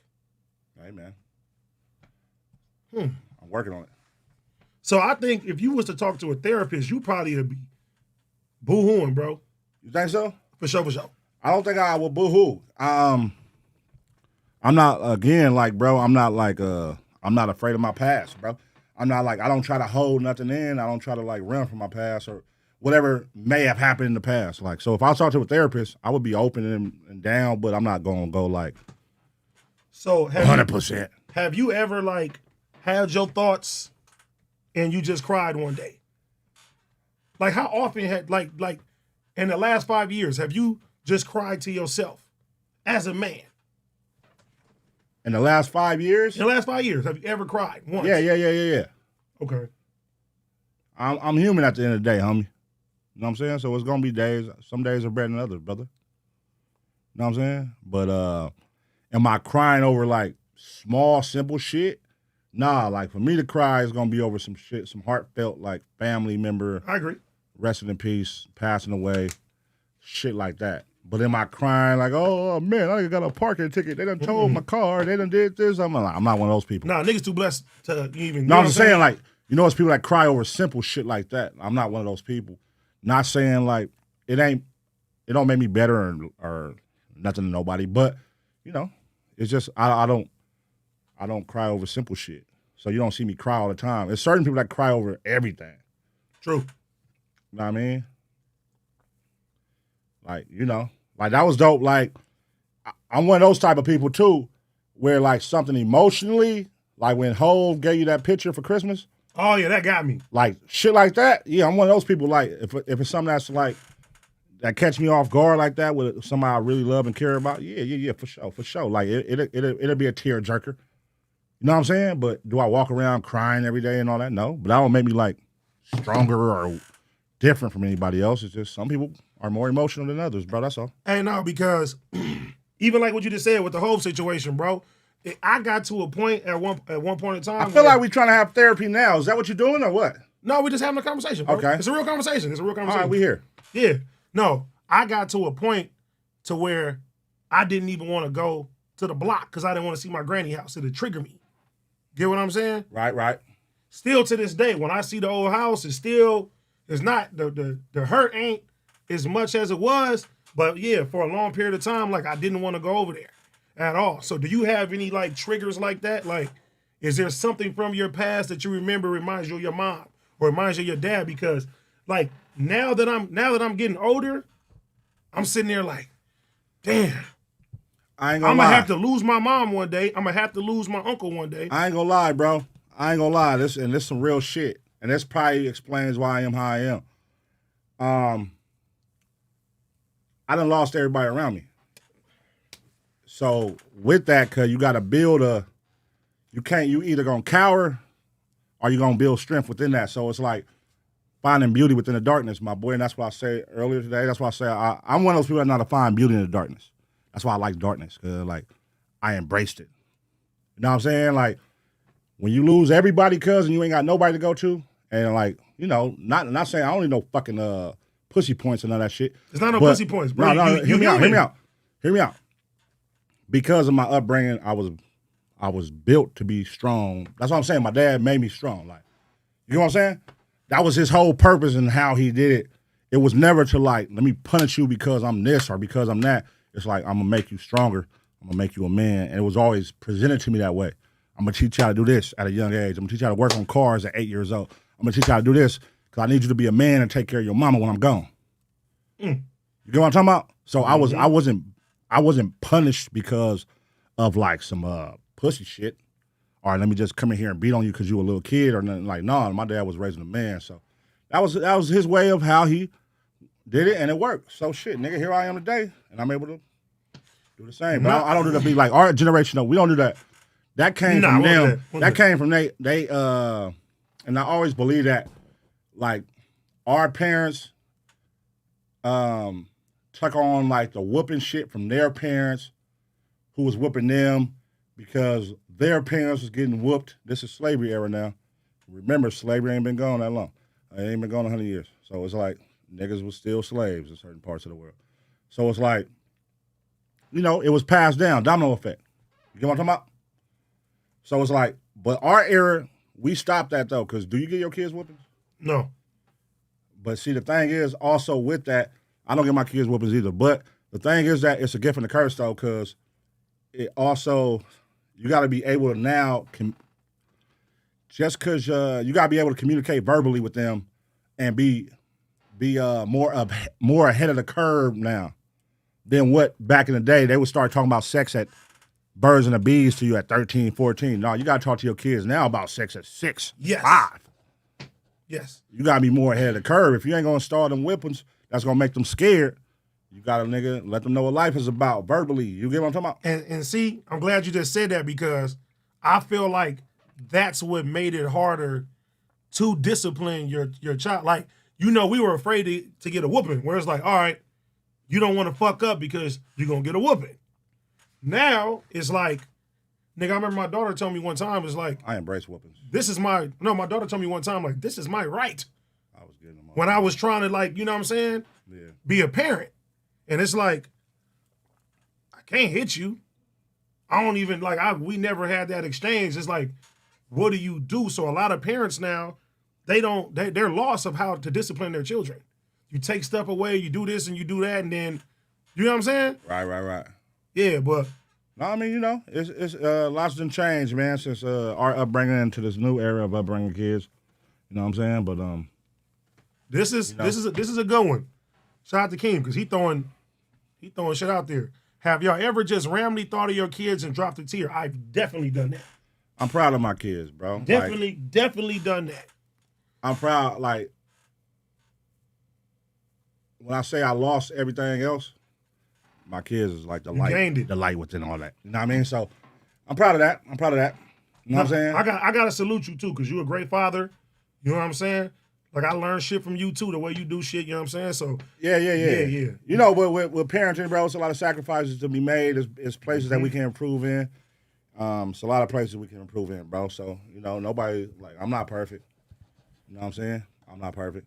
You ain't perfect. We ain't perfect, but it's a lot of places, and it's like we raising kids with mothers that we don't get along with. You know what I'm saying? You don't.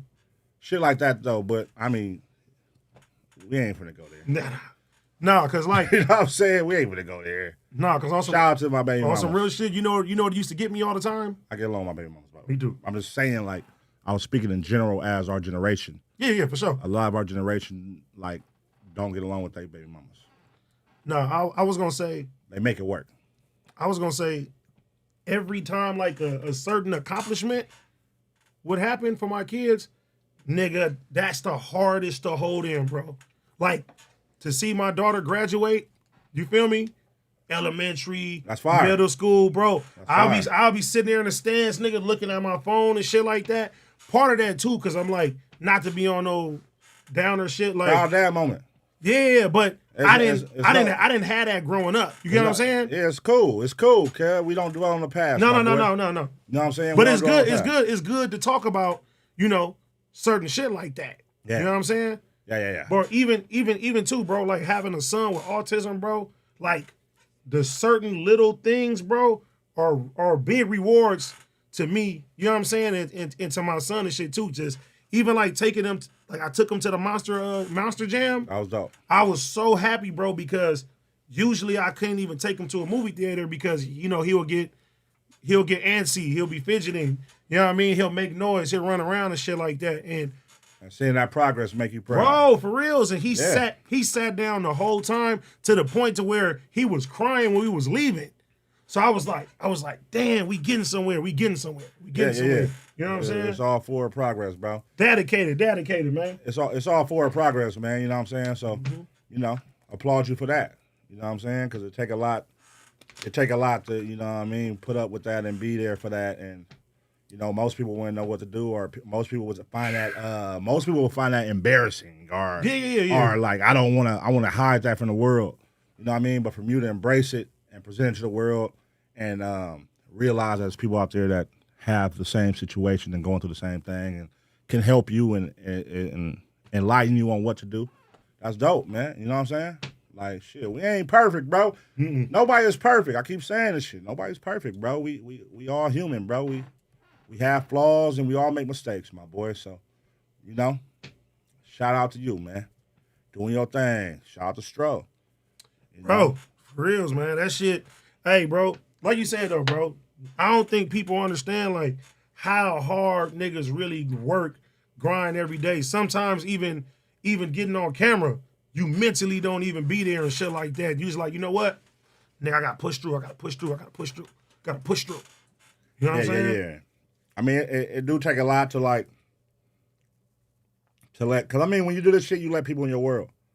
You know what I'm saying? So, you also sacrifice certain times, certain things for other situations too.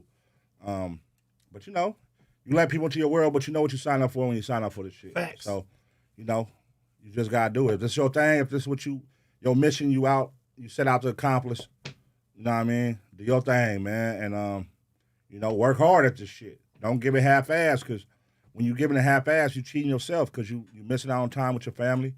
You missing out on time with your kids. You missing out on time that you could be put into other shit. You know what I mean? So don't half-ass this shit and go hard, That's really it, bro. Like, it's certain shit we all could be going harder at, but for sure. At the end of the day, come on, we human. We got other shit going on, so, And then shout out to everybody who be tuned in, nigga. Even to be a fan, nigga, it take energy and time. Mm-hmm. So, shout out to all the supporters and all the viewers that support us, man. Whether it's love or hate, you know what I'm saying? It all counts, man. So real shit. We here. All right, let me shout out to you, man, for giving me in your little bag. Your little emotional bag, because I don't do the emotional shit. I like getting on my Martin Luther King speech good, type shit. We here. I'm here. No, we need that though as men, bro. We rocking. Because, a lot of my homeboys, bro, they tell me, like, bro, you the only person I can talk to. Or I tell certain homies, I can't talk to everybody, you are a great motherfucker, man, for that, man. Yeah. That's one thing about you. You're going to answer the call, you're going to hear niggas out, and you're going to talk with niggas, give niggas advice. You're going to, you know what I mean, try to present who you can help, type shit, whatever, if it's an issue. Mm-hmm. That's one thing I commend you on, brother. You do your shit. Shout out to you. Appreciate that. All right, let me read some of these All right, man, let's come up out of this fucking soft-ass shit. I know, that's nigga. what I said. Let's get into darkness, cuz, because I don't like all this soft-ass shit. Let me read these super chats, and then we'll get into some darkness. All right. I got some shit. Now we here. All right. Young nigga, thank you for the $5. In 20-some years, Illa gonna hit your boy D-Lo with a P. Diddy lawsuit. Get that nigga cheeks. Fuck. And Illa, I'm sorry if I did anything to offend you. Get that nigga cheeks. Yeah. Sayad Zayadi, AD, how big is that Dubai play, and would you do it? I don't know the logistics of the Dubai play. Me personally, I can't leave my family in America to go live in Dubai. I couldn't do that. I don't give a fuck about none of that shit, bro. What you mean? All that, like, Dubai. Man, listen, bro, whatever. It's cool to visit, but... It's cool, but that, like, I feel like people aren't...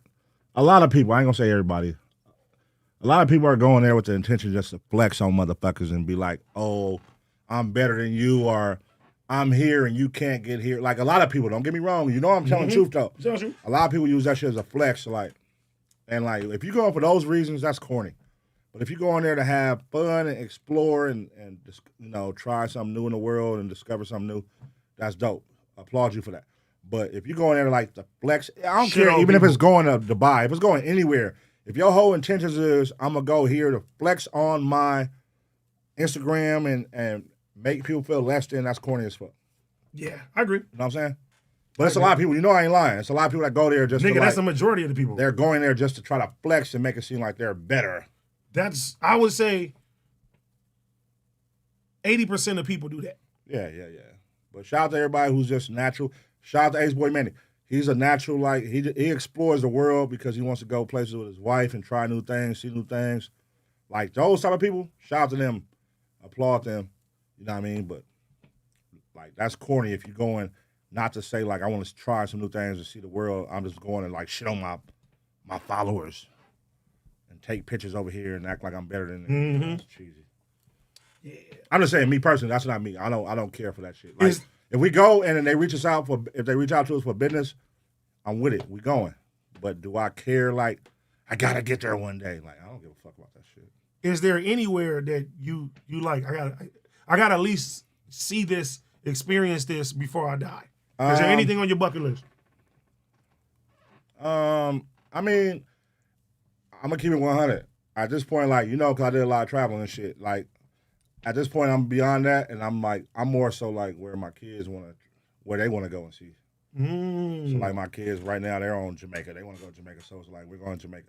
So it's like where my kids want to go, because that's really where it's at right now. Because it's like me personally, man, shit, we did a lot, bro. You gotta remember, I was gone, nigga, 6 months out the year. Thanks. Traveling, so it's like I'm cool. I'm content with it. I'm not. So you don't care to see nowhere else? I'm not one of those super explorers. I saw a lot of shit. No, I know you see a lot of shit. I saw a lot of shit. I saw the UK. I saw Russia. I saw China. I went into all these places, bro, and toured. And not only went there, I made money there. In a lot of them places. So it's like Paris made money. Like all these places I was going, not only seeing, I was making money. So it's like it's different. And it's like once you do that consecutively and do it, Tel Aviv, going to Israel, making money. Going here, I'm doing all that, making money. And it's like it's different compared to just like I want to go just to go. It's like I done went there and I done made money there, so it's cool. Okay, what about this then? Do you have a personal goal for yourself that you want to do before you check out? Yeah, man. That you wish to share. Yeah, man. If you don't want to put it out in the air, I know some people don't want to put it in the air. Be a better father and the best father possible. That's my goal. That's on my whiteboard. My number one goal. That's it, bro. But what made you want to be a better father? Where do you think that comes from? Because it's a lot of sacrifices you make, bro. Facts. Trust me. You know I understand. It's a lot of sacrifices. So, that's it. It's a lot of sacrifices, bro. And it's like certain sacrifices got to be made in order to, for the future, to you know what I mean, create opportunities for the future. So that's the thing with being an artist, bro. That's the thing with being a manager. That's the thing with being like, you got to hit this road. You got to tour. You got to leave your family for 4 months, 5 months, 6 months. It ain't like you leave them just to leave them, not because you don't want to be there, but nigga, you got to go make money to provide in this field. It's a fucked up thing though, man. You know what I'm saying? Because you can miss on those important moments. Yeah. But that's what made me slow down, and I did that for the first couple ones, and then I was like, with these ones, nah, I ain't missing out on those. But in order for me to get where I'm at today, I had to miss out on those in the beginning of the first ones. You know what I'm saying? So do you feel like your children you had before, the ones that you're like actively with all the time, do you feel like they got some not necessarily the short end of the stick, but nah. Okay. Nah. Okay. Mm-mm. No, because a lot of times too, like not the short end of the stick, because the short end of the stick would have been like sacrificing and not going at all. True. And then them having to struggle. True. I mean, you know what I'm saying? I'm not talking about that's the short end of the stick. Financially. I'm saying like it all comes down to that. Okay. At the end of the day, like, you know what I'm saying? I know what you're saying. Yeah. But it all comes down to that, because you know what it was like when you was living in Compton and nigga living with your grandma. Mm-hmm. You know what I'm talking about? No, real shit. And it's like, I gotta get up out of here. For sure. I can't even walk my kids. I can't Survival push my kids. mode. Survival mode. I can't go playing outside with my kids without having a burner on me or blah, blah, blah. You know what I mean? So it's Come like, on. you know. For real. Yeah, no. Man, you got me in therapy, bro. Nah, this is good because I'm here right now. I'm here with you. I'm here with you, bro. Okay, look, because let me tell you one thing, right? That I want to do, right? I don't want a third baby mama. You feel me? Hey, man. I got 2 baby mamas, 2 kids.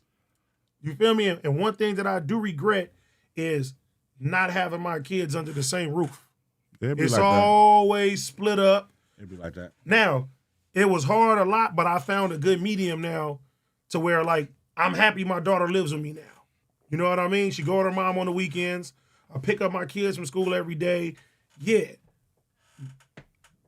I'm like, the next woman, I want to be my wife. And I want to have small children that can grow up with me in a house every day. And I don't want no broken family again. You feel me? Because that's where I came from. And I started to see myself go down that same path where it's like, damn. And it was crazy because I was arguing with my pops one time and he told me that.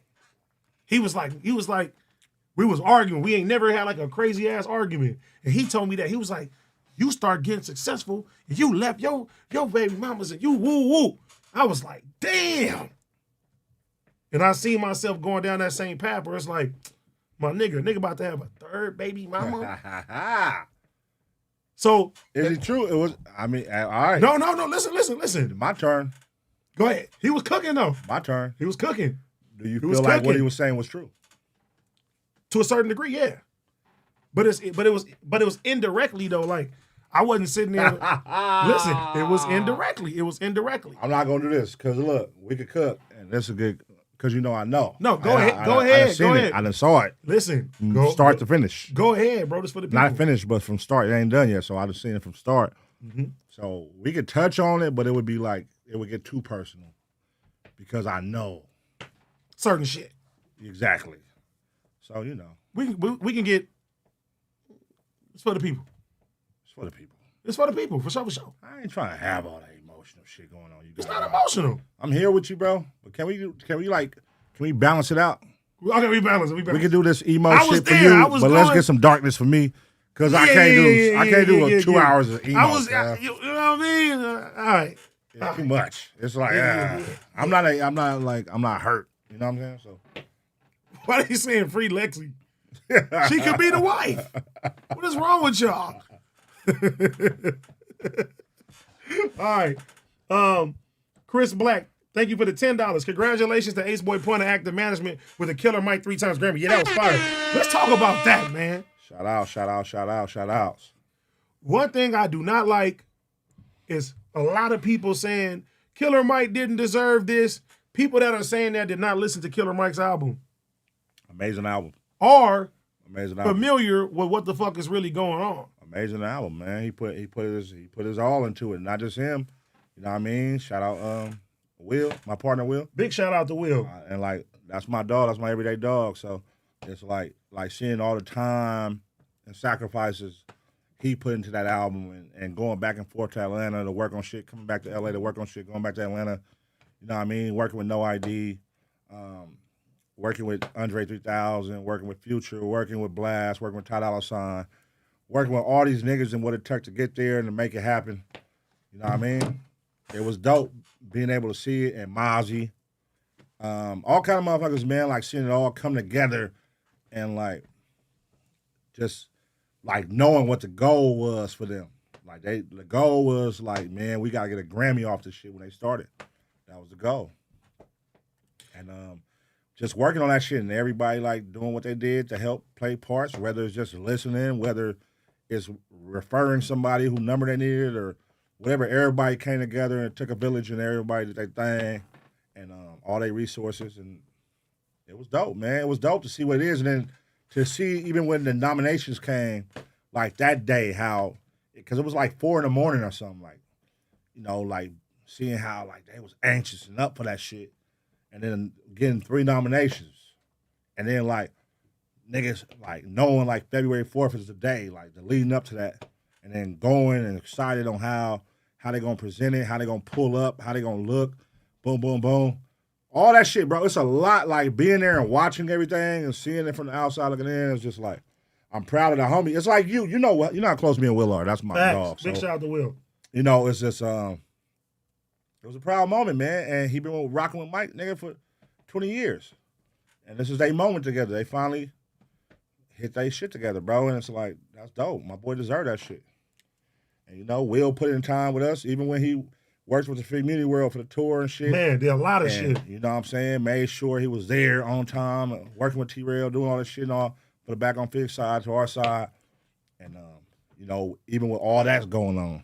And, you know, still being able to do all that while this is going on over here with him and Killer Mike. So it was dope, man. And I feel like, you know, shout out to everybody who was nominated. Because, again, like, you can't let that shit deter you if you didn't win. You know what I'm saying? Because, you know, you're not going to win every award. You're not going to win every award. And if you go around living life thinking like every award you're nominated for, you're going to win, you're going to be upset. You know what I'm saying? So for them to be nominated for 3 and take all 3 home, congratulations, man. They worked hard for that shit. It ain't like some simple shit they put together in a week. That shit took time, bro. Now, I think people they think these awards are a popularity contest, which they're not. Nah. When I think of the Grammys, I'm thinking they're critiquing the music, Everything. the body of work, like for Everything. the art of it, though. You have to. You know what I'm saying? We are talking about the best of the best. Yes. The top 4 or 5 albums of the year. Skill-wise. The top 5 albums of the year, so you got to dissect that shit. You got to dissect it, every nook and cranny of that shit. Nigga, every nook and cranny. You know what I'm saying? So, and I also like too, in his acceptance speech and stuff like that. Yeah. Bro, he's 48 years old and he won a Grammy for the best rap album. Yeah, it's sweet. And he said he was like basically never give up. It's a sweet, man. Never give up. I like that, and I like, Jelly Roll too, for what they stand for. Like Jelly Roll winning Best New Artist. It's like the stereotypes that they say about age and everything when it comes down to this shit, like it don't mean nothing if you really put the work in. Right. Whatever you want to do in life, you can really do that shit at any given time. Cause they always say rap is a young man's sport. Yeah. Rap is a young man's sport. Times have changed, man. Yeah. Like it's never too late, and it's a lot of situations that show that in life right now, where it's never too late, bro, to accomplish goals that you probably set out to accomplish 20 years ago. Mm-hmm. You know what I'm saying? Sometimes it takes longer than others, bro. Sometimes just because you say you want to accomplish something in 2024, it maybe not come to 2048. You know what I'm saying? But never give up. That's what they say, right? No, that's just dope. Never give up, nigga. Shit. You know what I'm saying? Like, I'm talking to Bankroll today, and I'm just like, damn, he got the #1 record. My nigga Bankroll. Shout out to Bankroll, man. Bankroll was pulling up. Him and his brothers, man, like trying to work when I was managing Cuban Dog, and just like trying to get his name known, trying to get out there, trying to figure it out. And he had Asian Dog, Cuban Dog, he was working with them. And then like to see now, like he got the #1 song in the world. That Meg Thee Stallion song. The Hiss? Yeah, debut #1 today. Man, big shout out to Bankroll, man. And he was like, nigga, he put on a story like that. Nigga, I dreamed about this all my life. That's a big accomplishment, dog. So it's like, that was years ago. And it took him to, you never know when it's going to happen, bro. But if you stay consistent, you stay working, you'll be surprised what happened for you in life, man. Consistency is key, bro. Did you ever have like, a goal where you said you accomplished it and you felt like, yeah, I did it? Yeah. With the producers, like with the production shit. Like, you know what I'm saying? Like coming from the streets and then like crossing over to just my homeboy saying I could help him with putting his album together while he was signing Cash Money, and it's just like that was a big thing because I didn't have no music background. I just had the knowledge of who I thought was tight and what I thought was tight. You know what I'm saying? And just being able to like a nigga to trust me with his career to be like, all right, I'm gonna let you pick all the beats for my album, nigga. And I'm a street nigga. And I'm like, huh? I didn't even have no email at this time. He like, nigga, I'm gonna put you with the woo. He gonna make you an email, and nigga, do what you do. I'm a hustler by nature, so I'm like, nigga, I'm gonna figure it out. And just gathering up beats and boop, boop, boop, boop. And then from there, like, sparking hey, I could start managing producers because I built up a network of producers from working with Cub that was submitting beats and started managing some of them niggas. And then creating my own company and saying, look, I just want to get a plaque. Like, that shit is everything when you, like, first set foot in this shit, cuz, and you ain't got one. Like, I just want a plaque. I just want that shit on my wall, cuz. You feel me? That's what I was going to say. I was going to say that's one thing that I don't have. Now, I'm on albums that have plaques. I got to order them, but I want my own plaque. Yeah. Even if I just get one. I would be happy with that. Different. It hit different when it's your own shit and when it's something that you, like, developed from the ground up or, like, was in the studio making from the start to finish compared to, like, just being a part of something. Like, I'm a part, nigga. I probably got, like, over 30, 40 plaques to collect from just being a part of different projects and albums and just having my producers pull up and having filler songs on albums and da-da-da-da. But it's, like, being, like, the shit that I came up with the idea for it, had the producer make it, nigga made sure, nigga, hey, let's get this hook on here, and let's send it to this artist, let me sell it to him, let me tell him how he should do his shit, boom, boom, he do it, boom, boom, and the song becomes a gold, platinum record. That shit hit different. You know what I'm saying? So, yeah, man. You know what I'm saying? And that's the shit I like. Like, I like that. Like, with Childish Gambino, like, sitting here with him, I'm here, like, working with him, and it was just like, he didn't have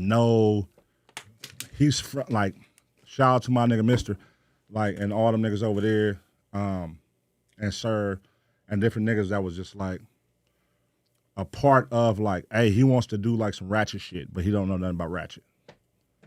And being able to work with him and just, like, really tell him how the shit works and what happens and what type of sound he should go for. And just finding his mix to ratchet.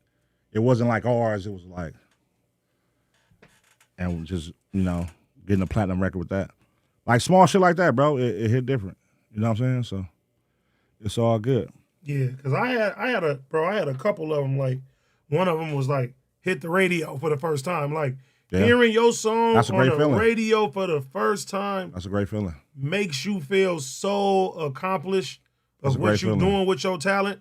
And I make sure every time I see that with LA artists and young LA artists, that I make sure I reach out and tell them, you know, congratulations. Man. Because that also be another one, because, you know, you also got to get them pats on the back, too. That keep you going.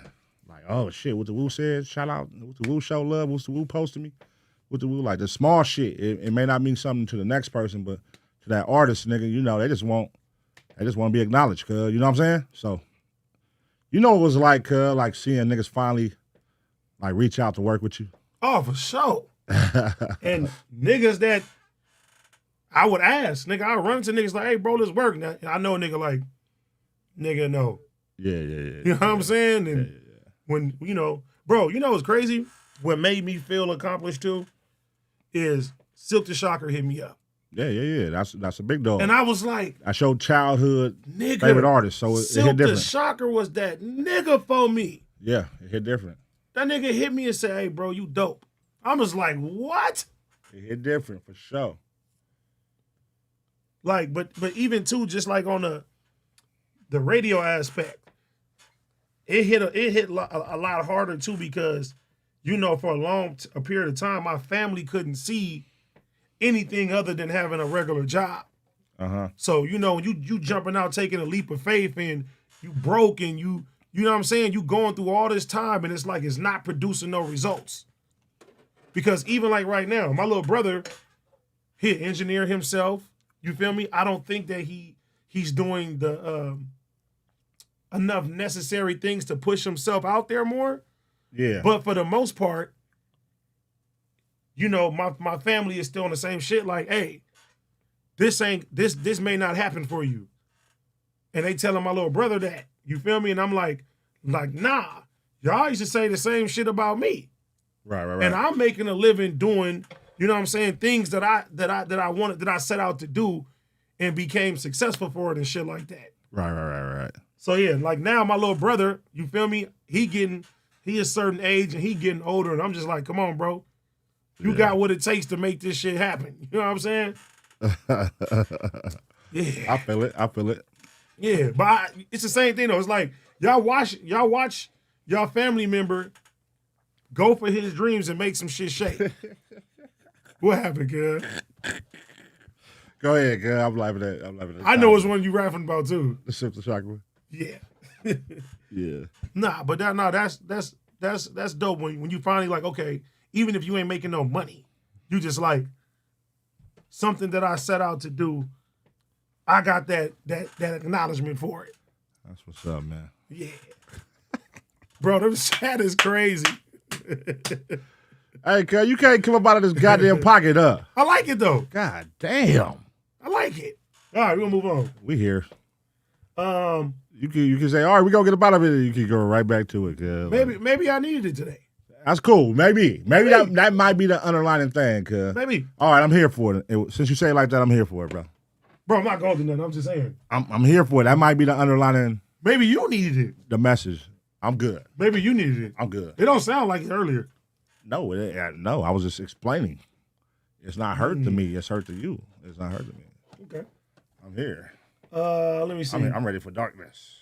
Trill Figure 713. Do y'all think hip hop would be more exciting right now if certain regions weren't running away from what made them so cool, such as LA, Houston, NY, and etc.? Also, regional sounds make a return. I mean, hey man, everything comes in waves, bro. You know, everybody gets their turn. The West Coast sound, it may not be hitting right now, but it may hit 2 years from now, 3 years from now. Detroit sound wasn't hitting 6, 7 years ago, but now it's hitting right now. You know what I mean? Everything come in waves, bro. So the sound of music changes and evolves. Which way it's gonna go, we don't know until it happens. Yeah, I don't think we can just stay in place. I think that's the problem with the LA sound right now as well too. And it seems like the only people that are really breaking out of that are the people that are doing something different. Everybody, sticking to the same. Yeah. You know what I mean? To a certain degree, I agree. But I don't believe like we should shut down our sound because everybody else don't fuck with it. Like I don't see like Detroit shutting down their sound. No. You know, I don't see the South shutting down their sound just because the West Coast don't say they don't fuck with it. Like at the end of the day, we still the West Coast, nigga. Like just so happened this year, you know what I mean? Y'all KC, y'all the Chiefs, y'all won the Super Bowl, but nigga, next year we may win a Super Bowl. So like we gotta keep doing what we do. We gotta stay true to what we do. You know what I mean? And we can't let the outsiders come in and sway us from doing what we do because this is us. This is the West Coast. This is our sound. It's called the West Coast sound for a reason. It's ours. Like, nigga, like, we got to pound the pavement so hard that these motherfuckers can't deny it, bro. And that's what it come down to. Like, the South do it so great, but they also collaborate. They also got way better producers. No disrespect, but they do. Real shit. They do. They got fire producers. They got fire-ass producers. All right. Tabitha Wiseman, thank you for being a community member for 8 months. Stand on it, pun. Love y'all and be nice to my girl Illa and the other ladies of FMW. Hello. Shout out to 6 and keep going strong. Steer out, no pedals. Hello. Shout out to you. Shout out to you, my boy. Roster 76. Community needs another roast session episode ASAP. I mean, that come natural though. Nobody wanted to roast though when we was doing it. That's what stopped it. That's what stopped it because nobody was cam up. That's what really stopped it. Niggas would get on stage, but nobody would cam up. But I mean, that was back then. But now, you know, maybe people are more open to it with being with what I do over there.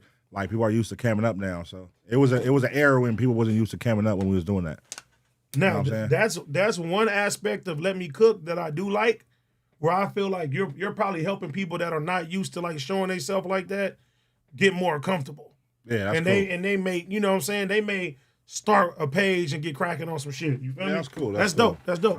You know, I like that. I like that certain motherfuckers come on stage and go live and hope that they spin off and start their own shit and generate traffic from what we doing. You know what I mean? Good shit. It's enough followers and viewers to go around. It's 4 billion live viewers on live subscribers or some shit on YouTube. Like, it's enough. We ain't got to ball hog this shit. You know what I'm saying? Get your money, man. Get up on here and get serious and go crazy. Mm-hmm. Roster 76 also said, what is the most paranormal shit y'all ever experienced? Paranormal. Ooh. Yeah. I don't know. I ain't really had no, like, that type shit. I was actually finna watch Paranormal Activities with my kids yesterday because they want to see some scary shit. And I'm like, let's watch Paranormal Activities. But I ain't never had, like, no paranormal, like, oh, I thought I saw a spirit or a ghost. I can't recall no shit like that, bro. I kind of had a situation, but I don't know if that's considered a paranormal activity. What? I just had a thought in my head one day, and it was for a long time because I was like, is it bad that we don't go to church? You know what I'm saying? What? This is me just thinking out, you know what I'm saying? Thinking on some faith type shit. I'm thinking, am I doing something wrong by not going to church? Why would you feel that way, though? Bro, I'm just... Do you feel like you have to go to church? No, this is how this... Can I tell the story, nigga? Goddamn. I'm asking you, nigga, as you tell the story. Well, I didn't know. I was confused at the time. Okay. Because some people would say, hey, you have to go to church and, you know what I'm saying, get the word and this and everything like that too. So I didn't know if I was, you know, doing something wrong by not going to church. So I was just thinking that in my head, and I was asking God, like, you know, basically give me a sign that, you know, should I go to church or not, basically. Okay. And me and my homie Davion, rest in peace. I think I told this story before. We went to the Compton swap meet, and a lady walked up to us, and she said, you know, have you been baptized? And I was like, yeah, I've been baptized before. And then she was like, would you be baptized again? And I'm like, sure. And I'm thinking that, you feel me, she gonna tell me to come to her church one day or something like that. And nigga, she made me and my homie follow her to the parking lot. She put some holy water on us and she prayed for us. And she looked at me and she said, everybody that go to church is not going to heaven. So I took that and I was like, damn. That's like what I was kind of like pondering about. Feel me? Right. So then I didn't go back to church for a while. Right. Yeah. So your whole thing is I want to go to heaven type shit? That's your whole thing? I mean, I for the most part, I think we all do, don't we? I'm saying that's your whole thing. Well, but I don't feel like you carry yourself in that light. To go to heaven? Yeah. Why you say that? Because you do a lot of sinning. We all do a lot of sinning.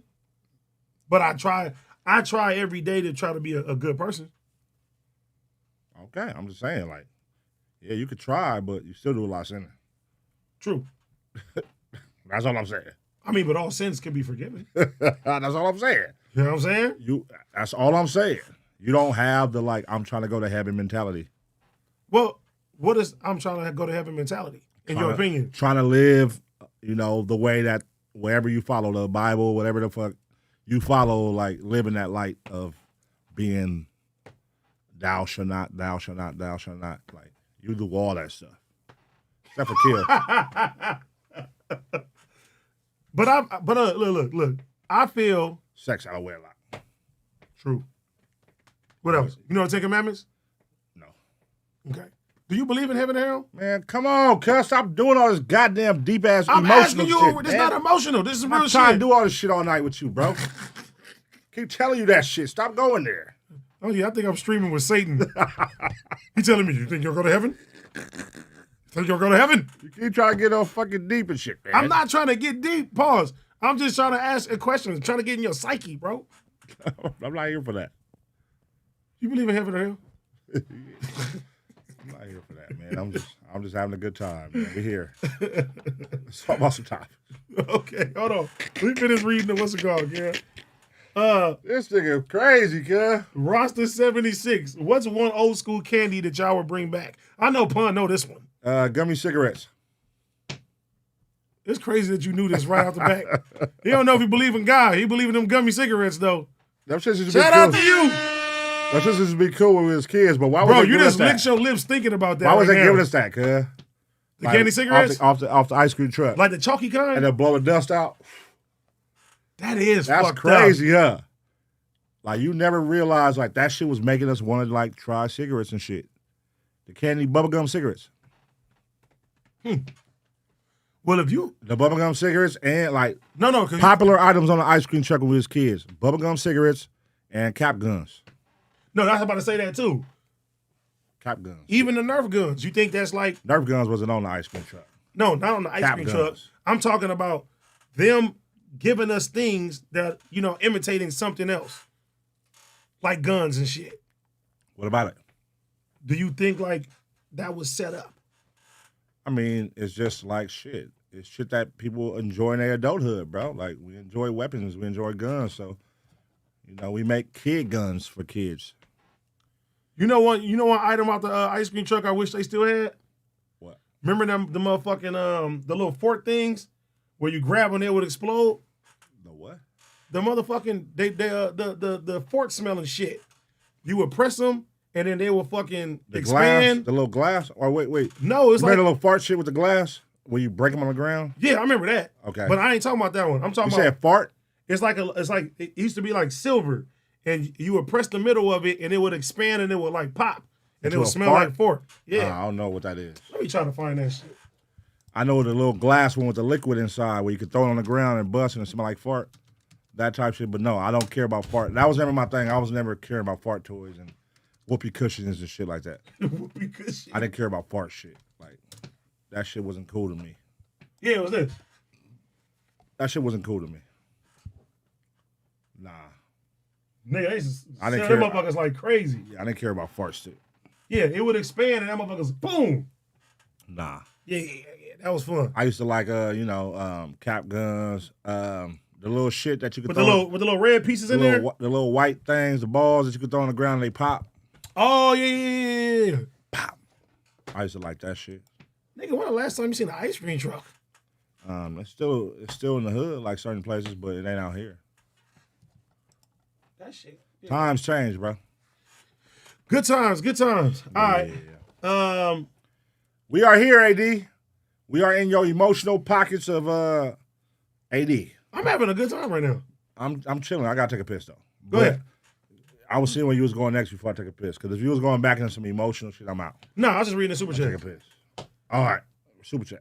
The boy Don, thank you for the $10. AD is Kenny from South Park. If you don't search Kenny South Park moments, you and Plum won't stop laughing. I know who Kenny is, bro. Kenny was a nigga that wore the shit, right? Yeah, but he would always die every Always episode. die. Yeah. They killed Kenny. Yeah, and then they had to stop that shit. Kenny always wore a hoodie. Mm-hmm. They killed Kenny. Yeah. Okay. That was funny as a kid. Yeah. Your mama loved me 909. Pun for real got mental trauma. Look how he's defensive. We're not going to go down that road again. But I agree. Mental trauma. Yeah. I don't have no Who knows 800? I co-parent. I cried for an hour missing my son. Yeah, it happens. That man. happens. More power to you, brother. More power to you, man. It happens. Francisco Castanon, thank you for the $5. Saw y'all were hiring a social media manager at FMW and sent over my resume and portfolio. Have over 5 years of experience and love what y'all doing, man. Appreciate it, man. Yeah, we got to tell the homie to check that shit out. For real. The Art of Letting Go podcast. Y'all should definitely try therapy. I'm inspired by y'all. I know how much y'all would inspire others to go as well. Stand on mental wellness. I agree with that. Shout out. I'm going to try it this year. Why not? Shout out. Daniel Bryan, thank you for being a community member for 13 months, man. Appreciate you. Woo. I went to the catacombs in Paris. I've been down some dark tunnels, but fuck. Love y'all, homies. Okay. Shout out to you, my boy. JC, thank you for the $5. Sometimes when you have a dream, the vision is only meant for you. People will catch on later. Hello. I agree with that. Talk about it. Yeah. Well, that's why I asked earlier, like something that he would want to share because, yeah. What? I'm talking about with you. When I say like you got a personal goal, some people feel like if I say it out loud, it's gonna fuck up. You know what I mean? I never felt like that. Okay. I never felt like that. Like, if you say it out loud, it's gonna mess it up. Like, nah, nigga, like shit. I need to speak it into existence, bro. That's always my thing. Real shit. I need to speak it into existence and I need to write it down so that I remember it and that I'll see it every day when I wake up. All right. You know what I'm saying? ESJ, thank you for the $5. AD, I need a 6-pick for Sunday. Got 100. I'm trying to turn into some chili. Ooh. You got Don't go with AD. Honestly, do not go with me for the 6-pick. And don't put it on me because that shit it's a wobbler on Prizepicks. It's definitely a wobbler. It's no guarantees, bro. It's no guarantees. Didn't you hit a 6-pick the last game? Yeah. That's how we was able to give $500 to some of the people. You know what I mean? Shout outs to the P motherfucking U. Yeah, shout out to PU and big shout out to Ben, man. Shout out to Ben. Now, I mean, shout out to everybody who got their 500 too, by the way. Mm-hmm. Shout out to all y'all. You know what I'm saying? But yeah, no. That shit is definitely ain't no guarantees on that motherfucker. And the deal still stands too. So if we hit 6 out of 6 for the Super Bowl, $500 is coming to 10 more of y'all people. A six pick? Yeah, 6 pick. I'm gonna hit a six pick on Super Bowl for sure. So can you share with the people so they can tell you? Yeah, I'm gonna hit a six pick. I'm probably gonna do like 5 6 picks, and that's it. I'm gonna pick 5 different 6 picks, cause it's the Super Bowl. It's the end, man. This is it. So I think I know what's gonna happen. Go out with a bang. Go out with a bang. Okay. All right. Know what I mean? All right. Let's talk about something else. What we talking about, AD? That's all the super chats. Is there any more for you, brother? That's all right now. All right, cool. You got to pee real quick? Anybody want to send some more super chat? I'm holding it down. I'm about to get up in a second. What you got? Oh, wait. There's another super chat. Miller G says, why Pun hate on AD when Trey there? Why do Pun hate on AD when Trey there? I don't consider that hate. That's your narrative. Yeah. Yeah, I don't feel like the homies hate on me at all. Nah. That's our relationship, if y'all know. We shoot jokes on each other. We yin and yang, huh? Yeah, just like that. No. Are you familiar with what's going on with this Adin Raw stream? With Playboi Carti? Yeah. I'm hip that he paid him allegedly $2 million in a Ferrari. Well, he didn't give him all the money. Okay. But yeah. So what happened? Because So allegedly it was like a tweet that went out. I saw when somebody said like, "Oh, he paid him this," and then he corrected him like, "I gave that nigga this much money and a car." So what happened? So basically, yeah, he reaches out to Playboi Carti. All that shit happens. Shout out to Grand Wizard chat too. Yeah. Is that clickbait? Like is that serious, or do you think he's making content by saying like by this? Do you think it's serious, or he's just like, that's gonna be my approach? I'm gonna make people believe I gave him this much money, and he's gonna come on and only do this much time, and people are gonna talk about it and go viral and blah blah blah blah blah. Like, I don't know, because he seemed upset about this. I mean, because recently it was what? Also, The 21 Savage shit. 21 Savage with the cars. Yeah. And then 21 Savage started selling cars and dice. They Like, said he do you was feel doing like- that beforehand. But do you feel like, hey, This man, is a play. I don't think it's like, I think people are finding cool ways to use streamers. Like, labels are finding cool ways to use streamers rather than just going. And that's always been my thing. Like, I always say that from the jump. Like, I don't want to just do interviews. Like, interviews is corny, bro. Like, it's I ain't gonna say interviews is corny. Let me tell you about it. It's the old, like, sit down and ask a million questions. Yes. And then that shit is corny because all that happened with an artist, they go on a press run and they got to sit down and do that 10 times. That same style.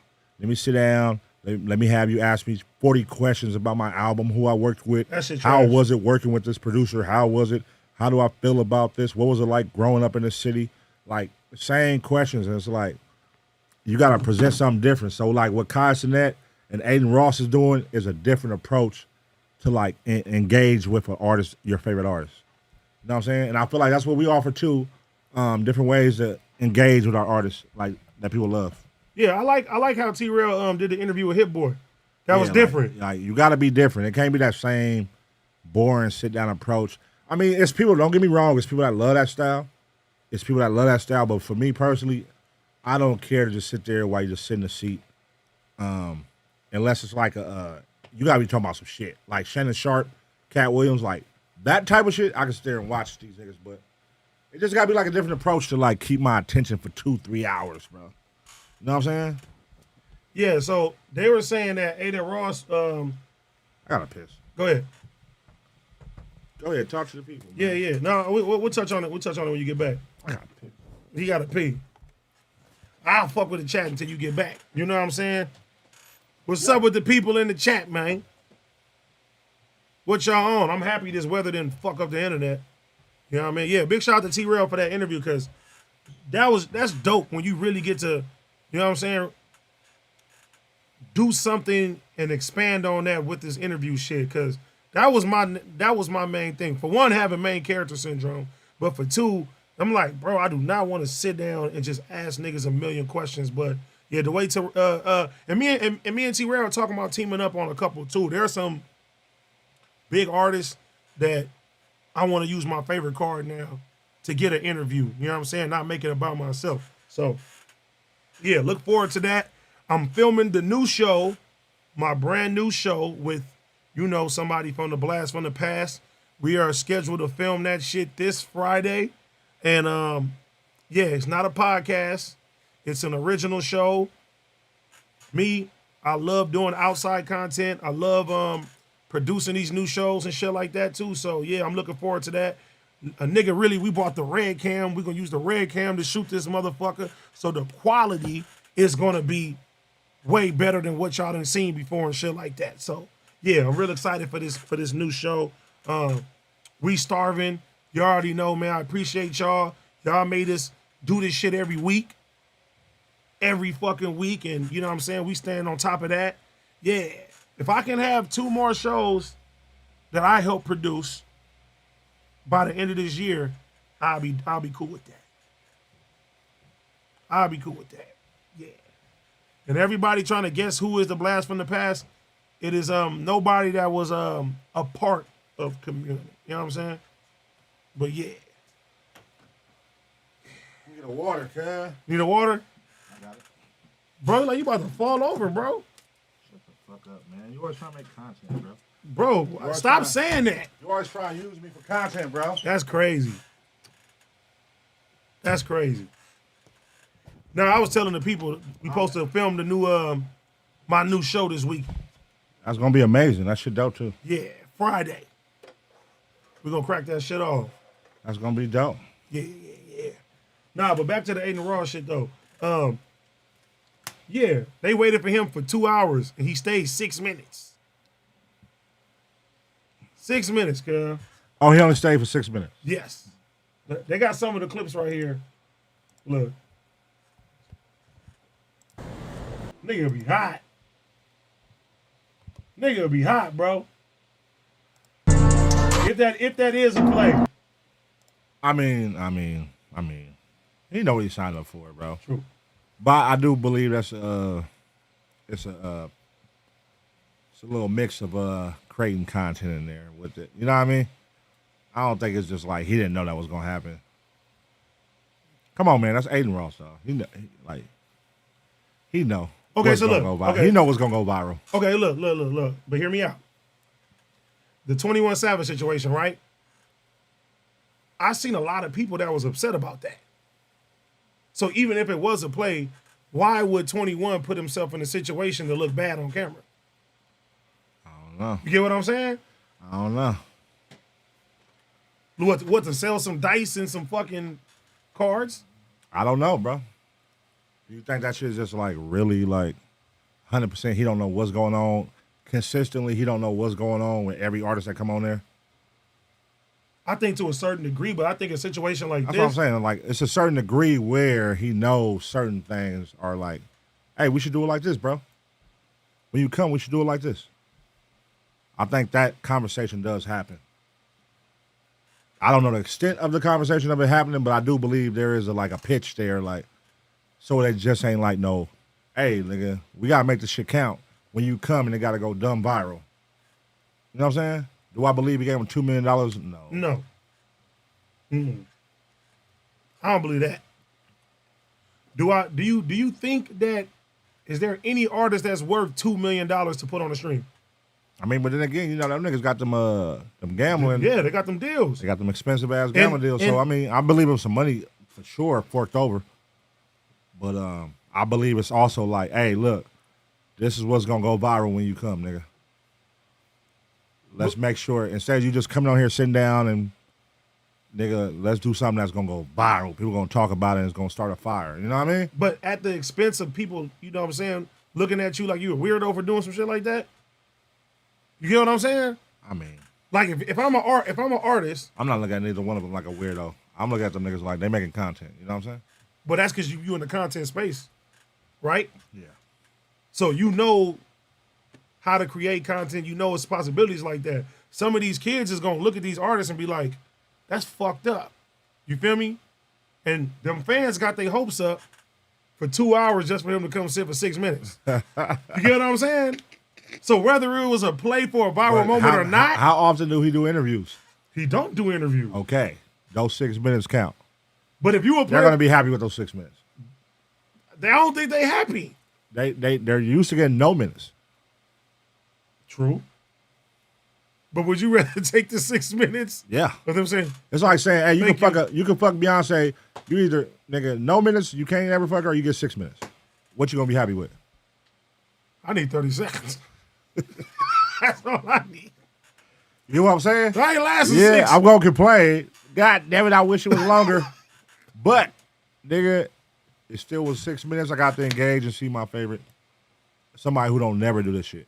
So, you know. I definitely believe, I don't know. I'm just saying, this is my theory. I believe it definitely was some like context behind the scenes on what we could do to Coming with the mask too, though. go. That's the era we live in now, bro. It's like everything is like, let's go viral. But I'm saying about just with the mask too, let the people see you. You can still do the same shit. Like imagine trying to take a picture with Kanye. Come to a concert for that. True. But imagine trying to take a picture with Kanye, he got that stupid ass mask on. Come to a concert for that. That's something you know going to deal with Kanye that may be a possibility he's going to be wearing that mask.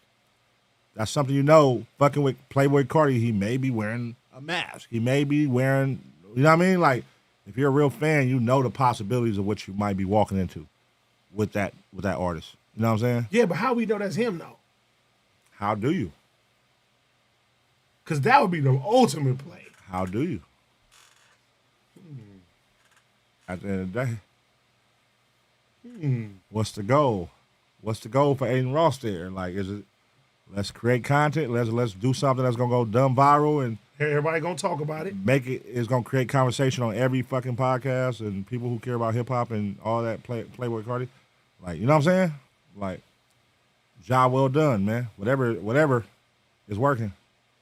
Do we know that was him? I don't know. I couldn't see him, but Yeah, nigga was looking like MF Doom or something. they had a nigga I saw on Instagram. It was like an imposter Kanye performing at a club, What? and he had the mask on. It was see if you can find that. An imposter Kanye performing at a club.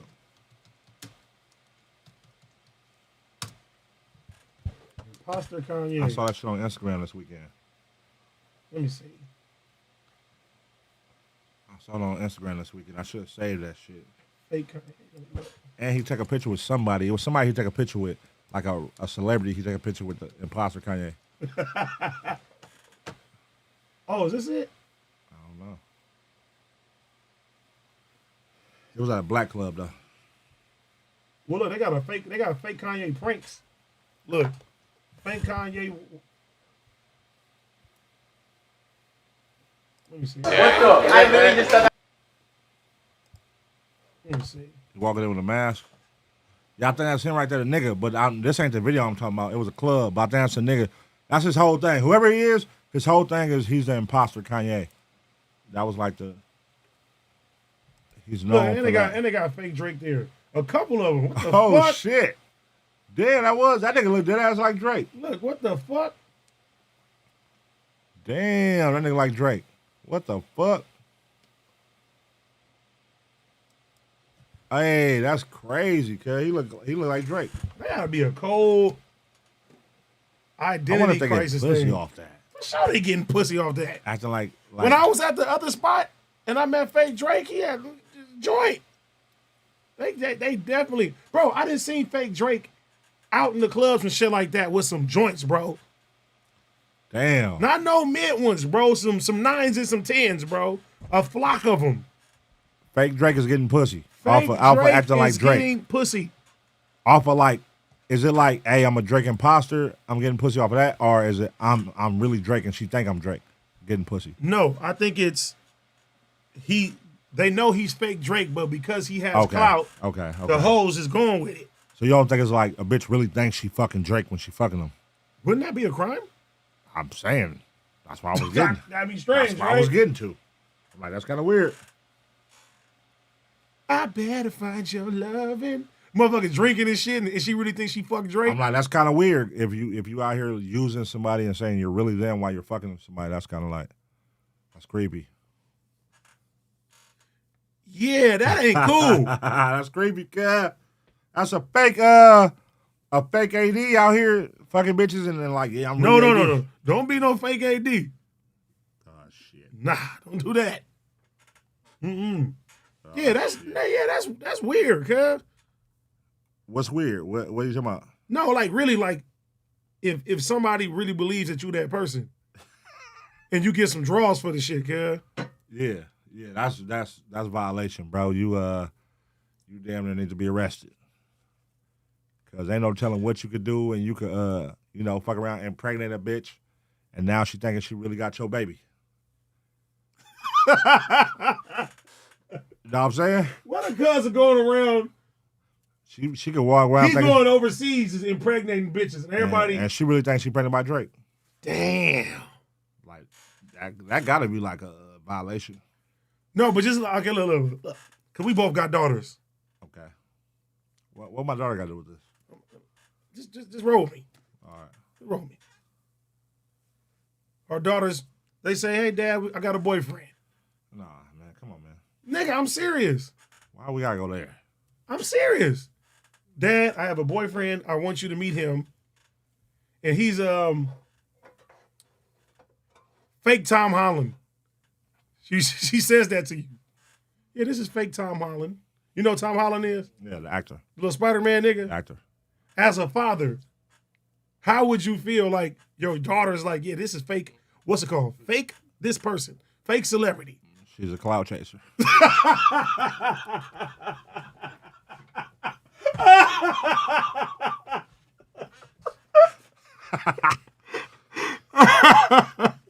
She's a cloud chaser, for sure. No, what if she really was into the nigga though? Why'd you try to fuck with a fake clone of somebody? Like, come on, I raised you better than that. You fuck with clones, girl? Like, so you would tell your daughter, like, hey, you a cloud chaser? yeah, you a cloud chaser, girl. I ain't raised you like that, girl. Like, fuck fake Tom Holland is crazy. No, but as a man, like, how you roll with that? Even introducing like, yo, dude to your dad, it's like, hey, this is the fake woo-to woo. Like, that ain't even cool. You know what I'm saying? So, nah, I'm not feeling that. You know. But she's like, Dad, I love him. He's just like Spider-Man. He's just not Spider-Man. Yeah, that's And then the fake nigga try to climb up the walls, cuz. Hey, you know what's crazy, cuz? You know what's crazy, though? Like, as you become a parent, you think about, like, the shit your parent went through, your parents went through, like, with you. You know what I'm saying? Like, it was probably that girl your mom told you stop fucking with, and you didn't stop fucking with her because your mama told her. You act like you don't know. You just didn't let moms know you were still fucking with her. Mm-mm. You know what I'm saying? So it's like, you know, I don't expect, I could definitely give my opinion and say, hey, don't fuck with that fake ass nigga. But, you know, if she wants, that's what she on, that's going to be her whole thing. That's what she going to do. And, you know. Fake Tom Holland come and say, Pun, I want to marry your daughter. I just need your blessing. He started doing this. Why you call it fake? Why you just can't introduce me to Cub?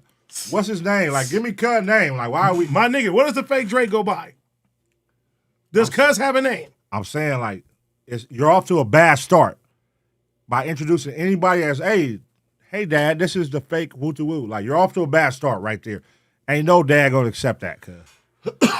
No dad under the sun gonna accept his daughter introducing her boyfriend as a fake something and not his real name. You know what I'm saying? Okay. Okay, another one. Hey, Dad, this is the, This you know what I'm saying? This is fake Puerto Flakko. Oh. Oh, shit. That's a dark question. That's a dark question. Ask it. No. Just ask it, cuz, with people. The age difference is crazy, so it's crazy. But the question originally was going to be like, what if, you know, as your daughter, okay, let's say over 18. Your daughter over 18, and she's fucking with a guy, and she's telling you all about him. Like, Dad, I want you to meet this guy. I want you to meet him. You know what I'm saying? He's a great guy. He does like what you do, too. He does podcasting. You know what I'm saying? Where's this going? And then, you know, Thanksgiving. I want to bring him over for Thanksgiving dinner. And, you know, she walks in, it's Flakko. It's Flakko. The actual Flakko, not the fake Flakko. The actual Flakko. We just using Flakko because I could say a different name, but it's Flakko. Okay. And she walk in with, you know, what's your, you know what I'm saying? Your daughter's of age at this point. Of age. So what's my first thought? This ain't, yeah. I'm going to kill this nigga. But he don't know that's your daughter. Bro, the Flakko that I know. Listen, this is a hypothetical. I know it's a hypothetical, but his personality, he'll be like, whoa. He's going to make it awkward. A hypothetical. He's going to make it awkward. Yeah. But okay. That's just him. You got to give me somebody else. Let's not make it so common. Let's not make it so close to home. Okay. A rapper. An up-and-coming rapper. You know what I'm saying? I've seen this happen before. An up-and-coming rapper from the LA scene or something like. I don't want to put no name on it, but you can pick whoever you want. Up-and-coming rapper from the LA scene that got a buzz. Okay. That's going that you always see in the club with joints. And your daughter one of them now. And that's her dude. And she's telling you, like, hey, this is my dude, but you always see him in the club with joints. Ooh. Are you going to be a hater? Ooh, that's a good one. That's a good one. Your daughter, you going, hey, nigga, you going to hate on, hey, nigga, you getting hated on. That's my daughter. I'm not letting that fly. You know what I mean? Because this says a lot about you as a man. You gotta put your daughter on game for sure. Let her know. So what do you do? As AD as a father, what do you do? I'm gonna say, yeah, you don't want to be. I'm not gonna. You say, look, fuck all that. I be seeing cuz everywhere because he got bitches, nigga. You leave him alone. No, listen. Or do you like? I don't want to make it. I wouldn't want to make it the way of trying to, because you know your kid's gonna be like, I don't care what my dad says. That's a good one. Somebody said, well, she come over for Thanksgiving as Blueface. Oh shit.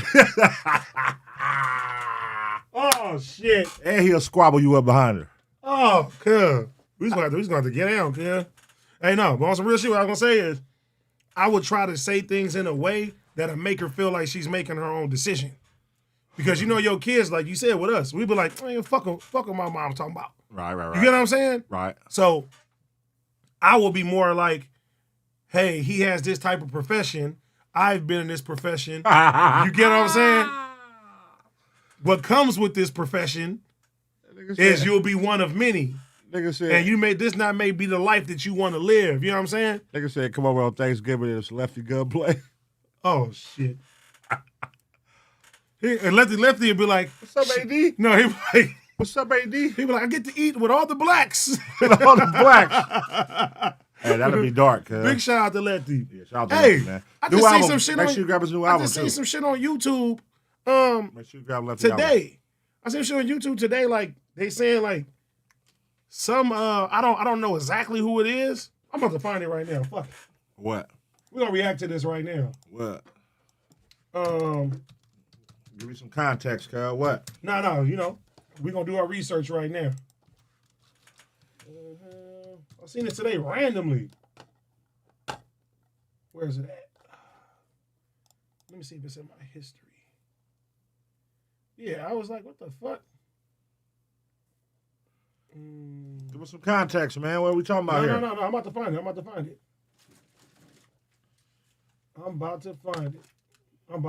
it. It's with Lefty. Okay. And we got so many different YouTube pages. What's the nigga page, bro? It used to be, he got that music in his shit. Dun-dun-dun-dun-dun. He was like, yo, what's the deal? It's a YouTube nigga, bro. It was like hood something. I be doing all that. But it has like that jingle in the background. It be like, dun-dun-dun-dun-dun. And he always talks about what's going on. Usually like LA shit. I don't know. God damn it. I'm about to find this shit. I mean, just type in like in the last but it's 2 weeks it's with us though. Type in Lefty Gunplay and then put like in the last 2 weeks or something. Gunplay. It's news? AD. Let me see.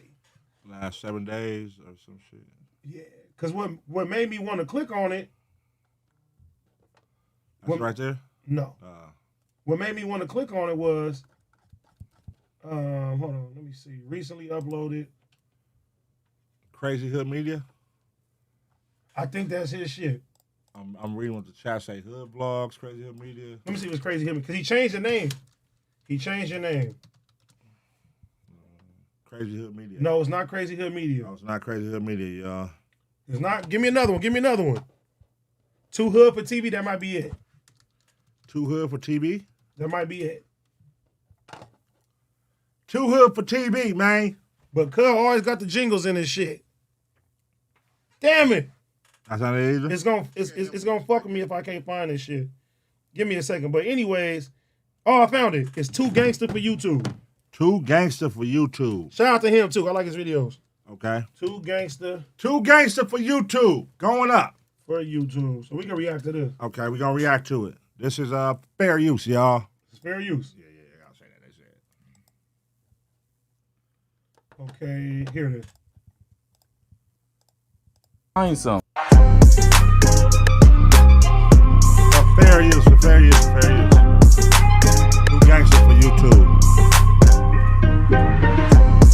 What it do, YouTube? What it do? So my boy Lefty is catching some major backlash right now. I seen Trez on Clubhouse. He was pushing for Wack to either do business with Lefty or sign him. It was something along those lines because I did not watch it all. Wack stood on what he said before and said that he would never sign a Southsider. He said Lefty is catching some heat right now, all because he was sharing some drinks with some Compton Crips. Wack said because it goes against their politics.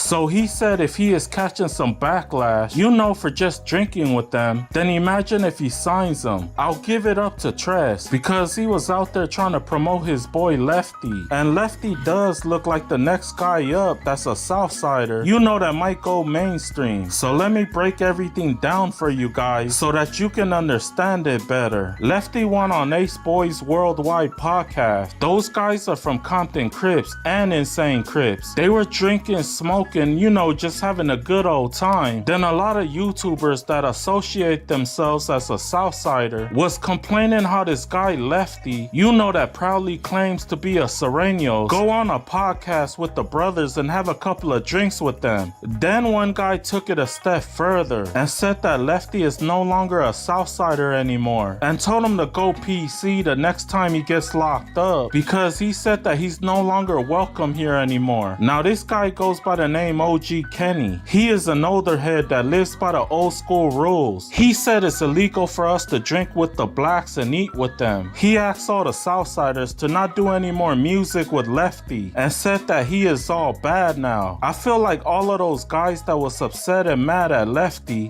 for having some drinks with some Crips, just proved that what Wack said was true. To me, Lefty was just having some beer trying to promote. How you feel about that, Pun? That's crazy. I didn't hear nothing about that. That's my first time. I didn't either. I seen the fucking the thumbnail and I was like, hold up.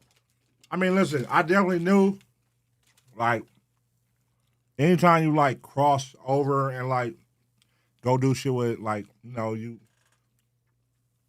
you pushing that cold line over there for them, and then you cross over and do shit with the blacks. It's gonna be motherfuckers that don't feel that. Not everybody, but certain people gonna fuck with it. Some people gonna rap with the unity, rock with the unity of black and brown.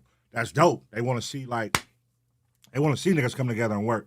You know what I'm saying? And there's gonna be people who just, with hood business, bro, that don't want to see you work with anybody that ain't the hood, or that ain't what we represent. You know what I'm saying? So it come with the territory, man. So, but I didn't see nothing about it. That's my first time seeing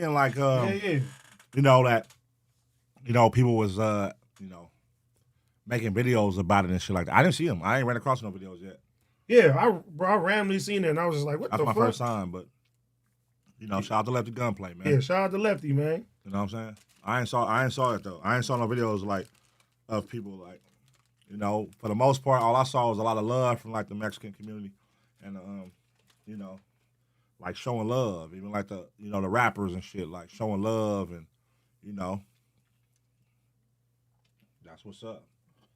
But I ain't my politics. I don't know what happens. Yeah, we don't know them politics behind the scenes and all that shit with them and what they. But he a good dude, man. Lefty. He just trying to pave his way.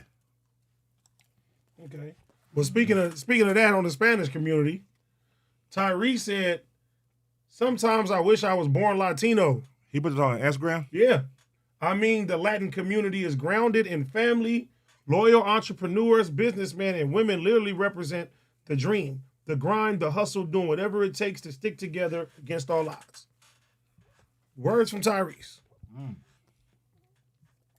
I mean, you know, you can learn something from every race, bro. You know what I'm saying? You can learn something from every race.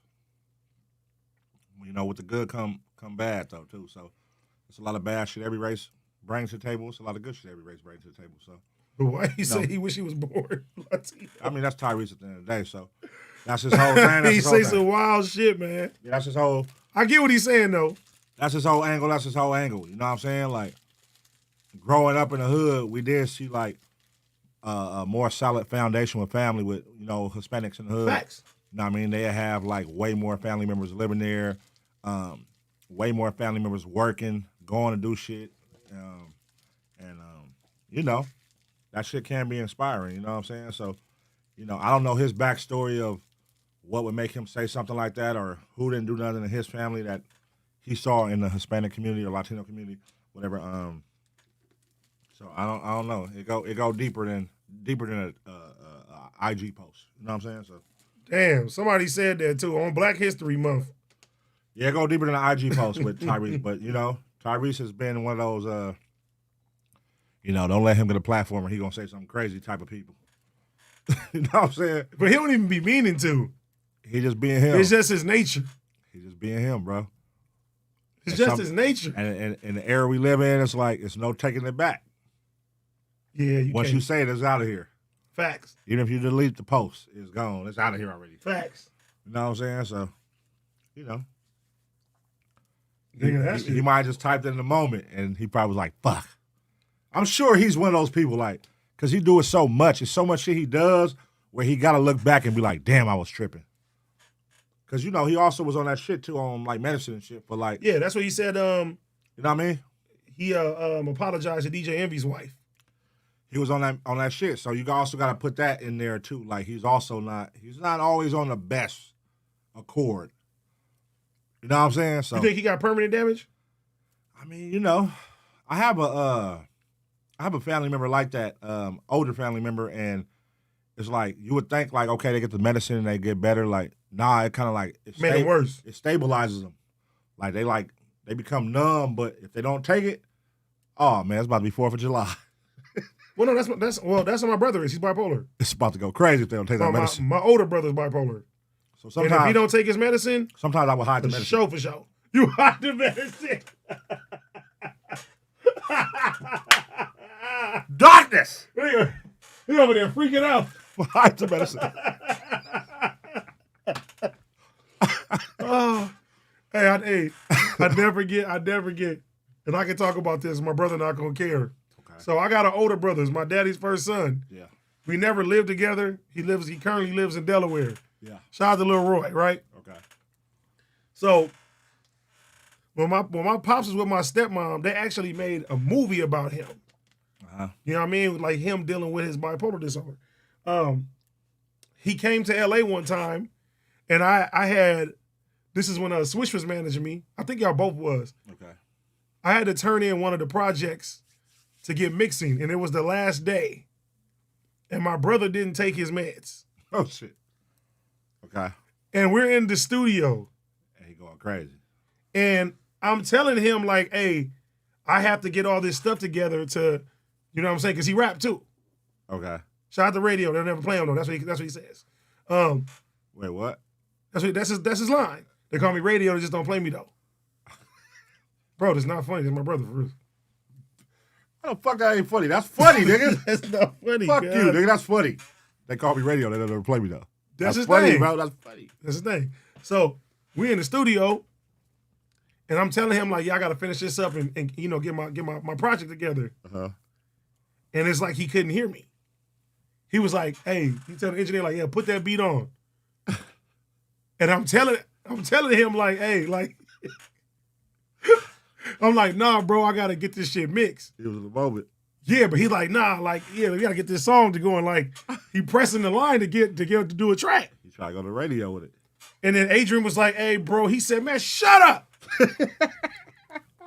You can't tell me about my brother. We about to do this song and shit like that, but I knew. Here for it. Yeah, bro. But he's like, you shut up. Here for it. He was tripping though. I would have been crying if I was No, there. but it was, bro. He shut up. He didn't take his meds. He's like, you don't know my brother like I know my brother. We about to do this song. 4th of July. And I'm just sitting there like this. I'm like, They don't take their meds. It's 4th of July, cuz. It's going crazy.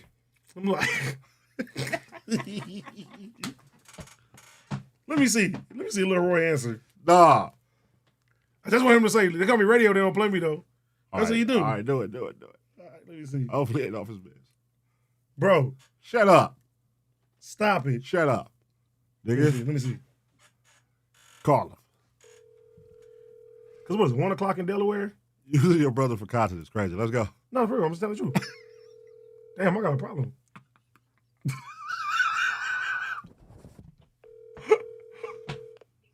What's good, little bro? Hey, Roy. Yeah. Hey, I was telling, we live right now. Tell the people your slogan.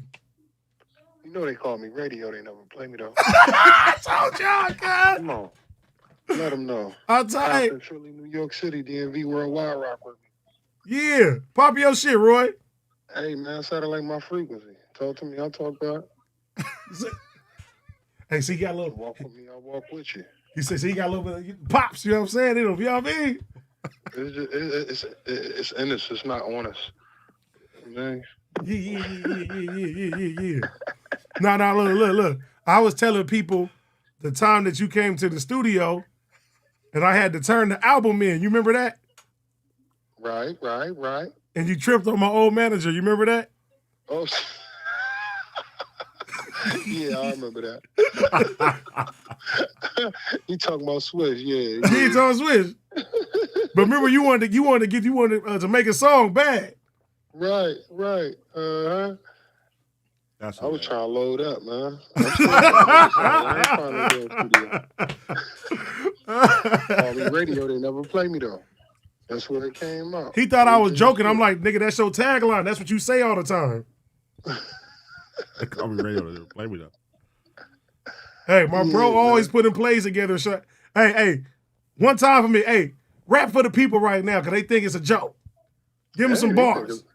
It's a joke. You know, it's definitely no joke. Get cracking. Come on. Hey, get it cracking. I made sacrifices to live out my life, and the shit was trifling, was friendly, with pipers, cook dinners, with lifers. I remember Squirrely for being smoking on that Willie Walker, sipping on that Charlie Sheen. Gun dirty with my clothes so clean. 1738 Siamese, yeah. And my mama straight from Panama. Oh no, they trying to get it out of there. The cocaine cost $7K for the whole thing. Try to boof it was bag. You were probably OD. D. This is my young OGs. 8 pounds from OTs. It's called OT Sky High. Try to keep it low key. Trigger finger, itchy mouth, so flea. It's just so easy, man. It just pop off. It pop off so easy. Come on. Yeah, nigga. I love you, bro. I'll call you tomorrow, man. I love us. Keep doing your thing, man. They call me radio. Don't never play me, though. I love us. Salute. Come on. Yeah. The originator, though, I love us. I knew he was going to say that. When he said it, I was like this. Keem stole his style.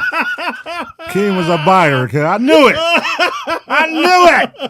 Keem stole it from radio, but they don't ever play me, though. You know what I said he stole from my brother, He stole it from radio, cuz. Come on, man.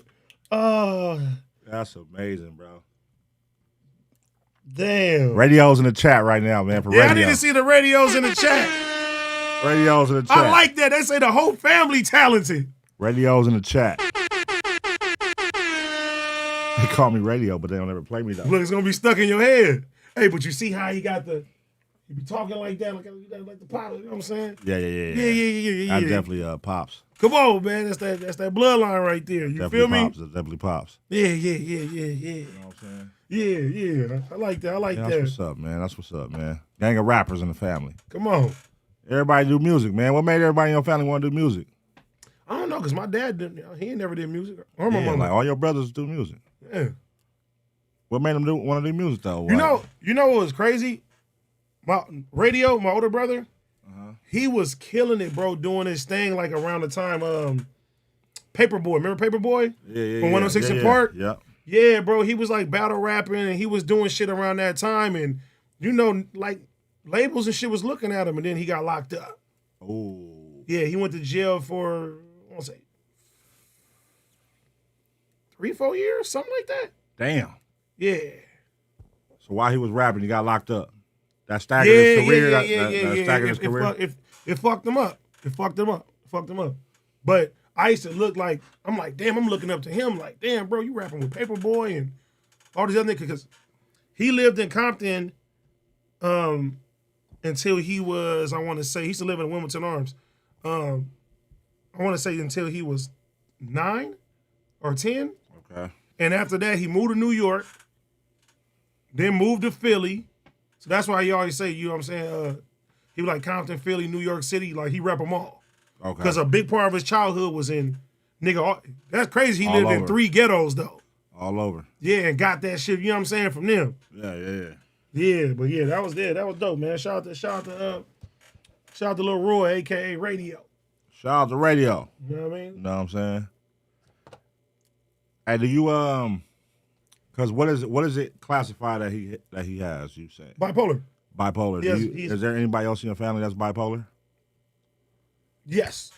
Okay, so it's hereditary. It's No, not bipolar. Schizophrenia. Schizophrenia. So it's hereditary. It's in your bloodline. Well, this is 2 different sides of the so it's on both sides. of the family. Mom and dad. Yeah. So do you think one day? They say you get it when you're older. I know. Yeah. Because if it usually runs on, both sides, I got cousins it's a higher chance that I got cousins that are schizophrenic and it could be you. Nah, it can't be me. It's a higher chance. It's on both sides of your family. It's like cancer. If everybody in your family, all the males in your family had cancer before, it's kind of a slight chance that you may or may not get it, but it's a higher chance that. Even if it was, like, I don't think, like, it'll deter me from anything. I'm not saying that.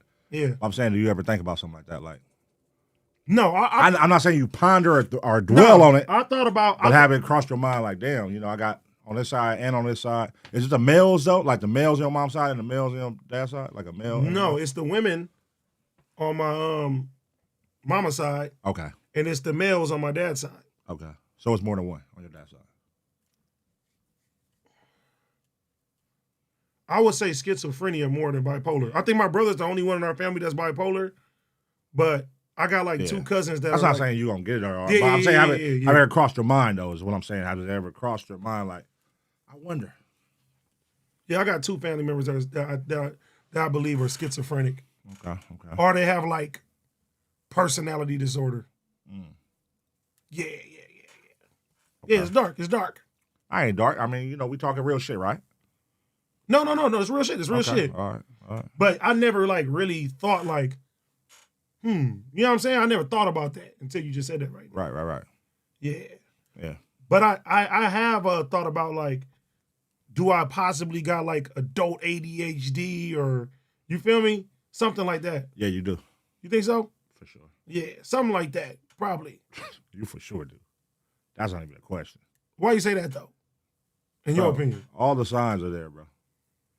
You definitely got ADHD. What do you expect me to say? Hey, I didn't win all this time. You know what I'm saying? You done heard it from everybody under the sun, bro. For sure. You know what I'm saying? For sure. What they call it, a high, what is it, somebody that can do functioning? High functioning, yeah. You're high functioning, though. That'd be dope, though.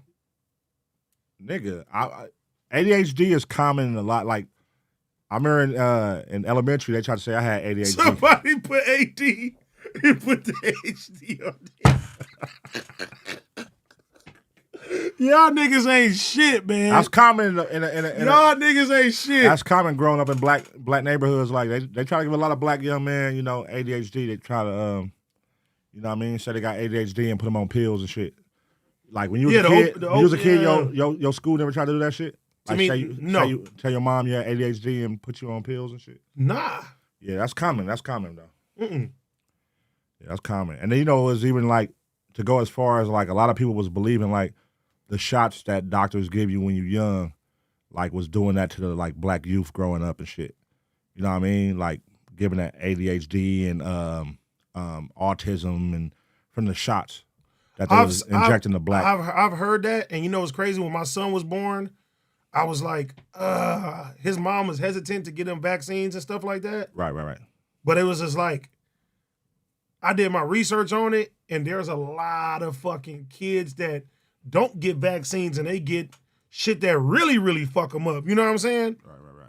Cause yeah, but no, it was crazy that we having this conversation because I was talking to the homegirl Flo, and she was saying, yeah, like mostly musicians. She was like, think of the ways that you can just go to the studio, rap, make up words. You know what I'm saying? Right. Like those are like geniuses. Like you have to have some type of mental issue to be able to do that shit at the level that you do it. You know what I'm saying? Right. Like they were like, oh, Kanye's a genius. He thinks of stuff differently. Like certain people, they see things differently, and that's what makes they craft great. Yeah. Because Kanye, he classifies himself as autistic, right? No, bipolar. But I think I saw him like, I don't know. I'm gonna see what I saw. But Somebody said flow for progressive. Flow for progressive. Y'all niggas ain't shit, man. Yeah, I love yeah. the chat. I love the chat. I mean, but yeah, like again though, like growing up in the black community and shit, and like the ghetto and shit, like a lot of black kids was being labeled ADHD. You know, the kids that couldn't sit down in their seat in class, the kids that would act out, the kids that was being bad, the kids that was like, you know, they would and then try to put you on those pills and shit. You know, they was trying to prescribe you the ADHD medicine and you know, shit like that. I took what's it called before, and I hated it. Beta blockers. You was on the pills before? I tried beta blocker. I used to have real bad anxiety. Very this is bad. in your adulthood? This is like 19, 20. Yeah. The fuck is beta blocker? Sorry, I'm out the loop. I don't know what that is. So that's for what? For okay, anxiety? Let me get the exact definition of it. But I had that. You went to the before. doctor and got prescribed that? Yeah. Like you went in there and told him like, hey, I got real bad anxiety. I can't sleep. None of that. So they gave you like, all right, let's give you some beta blockers. Beta blockers are medicines that lower blood pressure. They also may be called beta adrenergic blocking agent. The medicine blocks the effects of the hormone epinephrine, also known as adrenaline. Beta blockers. Okay. Yeah. Okay. So when you get super, super anxious, it stops that. Beta blockers also helps with veins and arteries to improve blood flow. Yeah. Less common side effects, depression, shortness of breath, all that. What happened? Yeah. Nah, bro, I used to have, for a long time, bro, my anxiety problems was super bad. Like super, super, super bad. Yeah. So since you was 19? Yeah, because when I lost my best friend on my porch at 18. Okay. So from there, shit just started happening. Like, you know, like living in the streets and you hear about a lot of people getting killed. Right. You hear about like, you feel me? Okay. It's a lot. But when it start happening to people like your everyday people, and you know what I'm saying, you're super, super close to, and then, because as a kid, in my opinion, I don't know if you ever thought like that. What? In my opinion, when you're younger, you don't really think of like something bad can really happen to you. You know what I'm saying? When you're younger? Like when you're super younger, you hear about bad shit happening in the world, but you like, that shit wouldn't happen to me. Like you kind of feel invincible. Nah. To a certain degree. Not me, but I'm with you. I did. I kind of felt like, you know, like, oh, that shit wouldn't happen to me. So like I would go to, okay, think about it. How many parties you used to go to these to get shot up? A lot. You had no fear of that though. I knew that's what came with it, the possibility. But it still made you go. That wasn't a logical decision. I mean, you know, we was products of our environment, and that's what came with having fun, and whether it was a party or skating or hanging out on the block, like that's what a part of comes with that. That's a part of what comes with that. Yeah. So do you stay in the house from fear, or do you say, hey man, I'm gonna live life, and I understand there is a possibility that I may not make it tonight by me going out here. Like, I know it sounds crazy, but it was something like, yeah, nigga accepted that. Like, yeah, but that's what you have to accept that to be in that lifestyle and continuously and be out there partying and knowing like, okay, the last 7 parties I've been to, Got shot the all fuck 7 of up. them got shot up. What do I think is gonna happen with the 8th? Like, I'm not gonna go. It's like, no, I know I'm gonna go, but I'm gonna try to do like certain precautions so that it can't happen. But I mean, at the end of the day, fate is fate. Your destiny is your destiny, and what's your shit is written. But like I you know said, what I mean? when you're young though, like I'm sitting there thinking like, okay, nigga, we out there, and bro, mind you, we having it our way. We going places, bro. We jumping niggas. You feel me? All Right. type of shit happening, bro. Nothing is happening to nobody effectively. You get what I'm saying? Right. And then I lose my homeboy. Then that nigga that start hitting me like, damn. Right after that, then my other 2 homies go to jail the day my daughter born.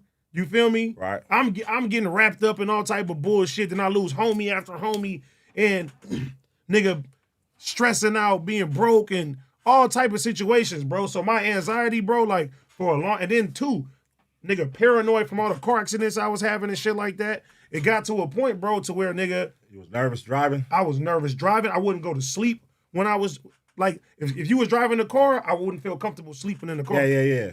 I could see shit like that. I know people like that. I know people like that. Like, you know, that don't feel comfortable with leaving their life in others' hands. You know what I mean?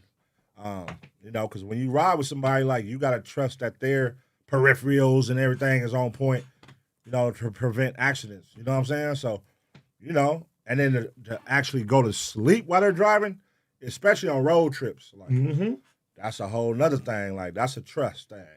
And it's like a lot of us, you know, we got trust issues, you know, a lot of us, to a certain extent with different aspects of things. You know what I mean? Yeah, but no, it got to a point though to where like, nigga, I couldn't even sleep like that. Like my mind was always racing, Okay. thinking about possibilities of shit happening. You get what I'm saying? And So that's why you need to take the shit. yeah, because I couldn't sleep. So I went over there, I went to the doctor and all that, and they was like, oh, try this. It's little ass tiny pills. And I hated that shit. So you was thinking about it. You was just thinking about it every day. Yeah, every day. Oh yeah. See, Bro, it got so bad to a point one time. And that's why, like, when people talk about mental health and shit like that, I know where niggas is coming from, bro. You know what I'm saying? But it got to a certain point, bro. I had a girlfriend at the time that she broke up with me because every time we would try to go on a date, nigga, I'm having panic attacks and shit. Like, just out of nowhere. you was scared of pussy? The homie gay. You was scared of pussy? No, message you, girl. I ain't gonna make no contact. I'm chilling. No, like, look, like, for instance, right? I never get this shit. We go to the movies. Okay. We go to the movies, nigga, at the Pike. Okay. Go to the movies at the Pike. All right. Nigga, buy the tickets. Yeah. Soon as I walking up in there, my heart just started. I'm Why? like, you was nervous somebody was gonna be in there? no, nigga, it was no fear of nobody. It was literally, bro, I didn't know why this shit was happening.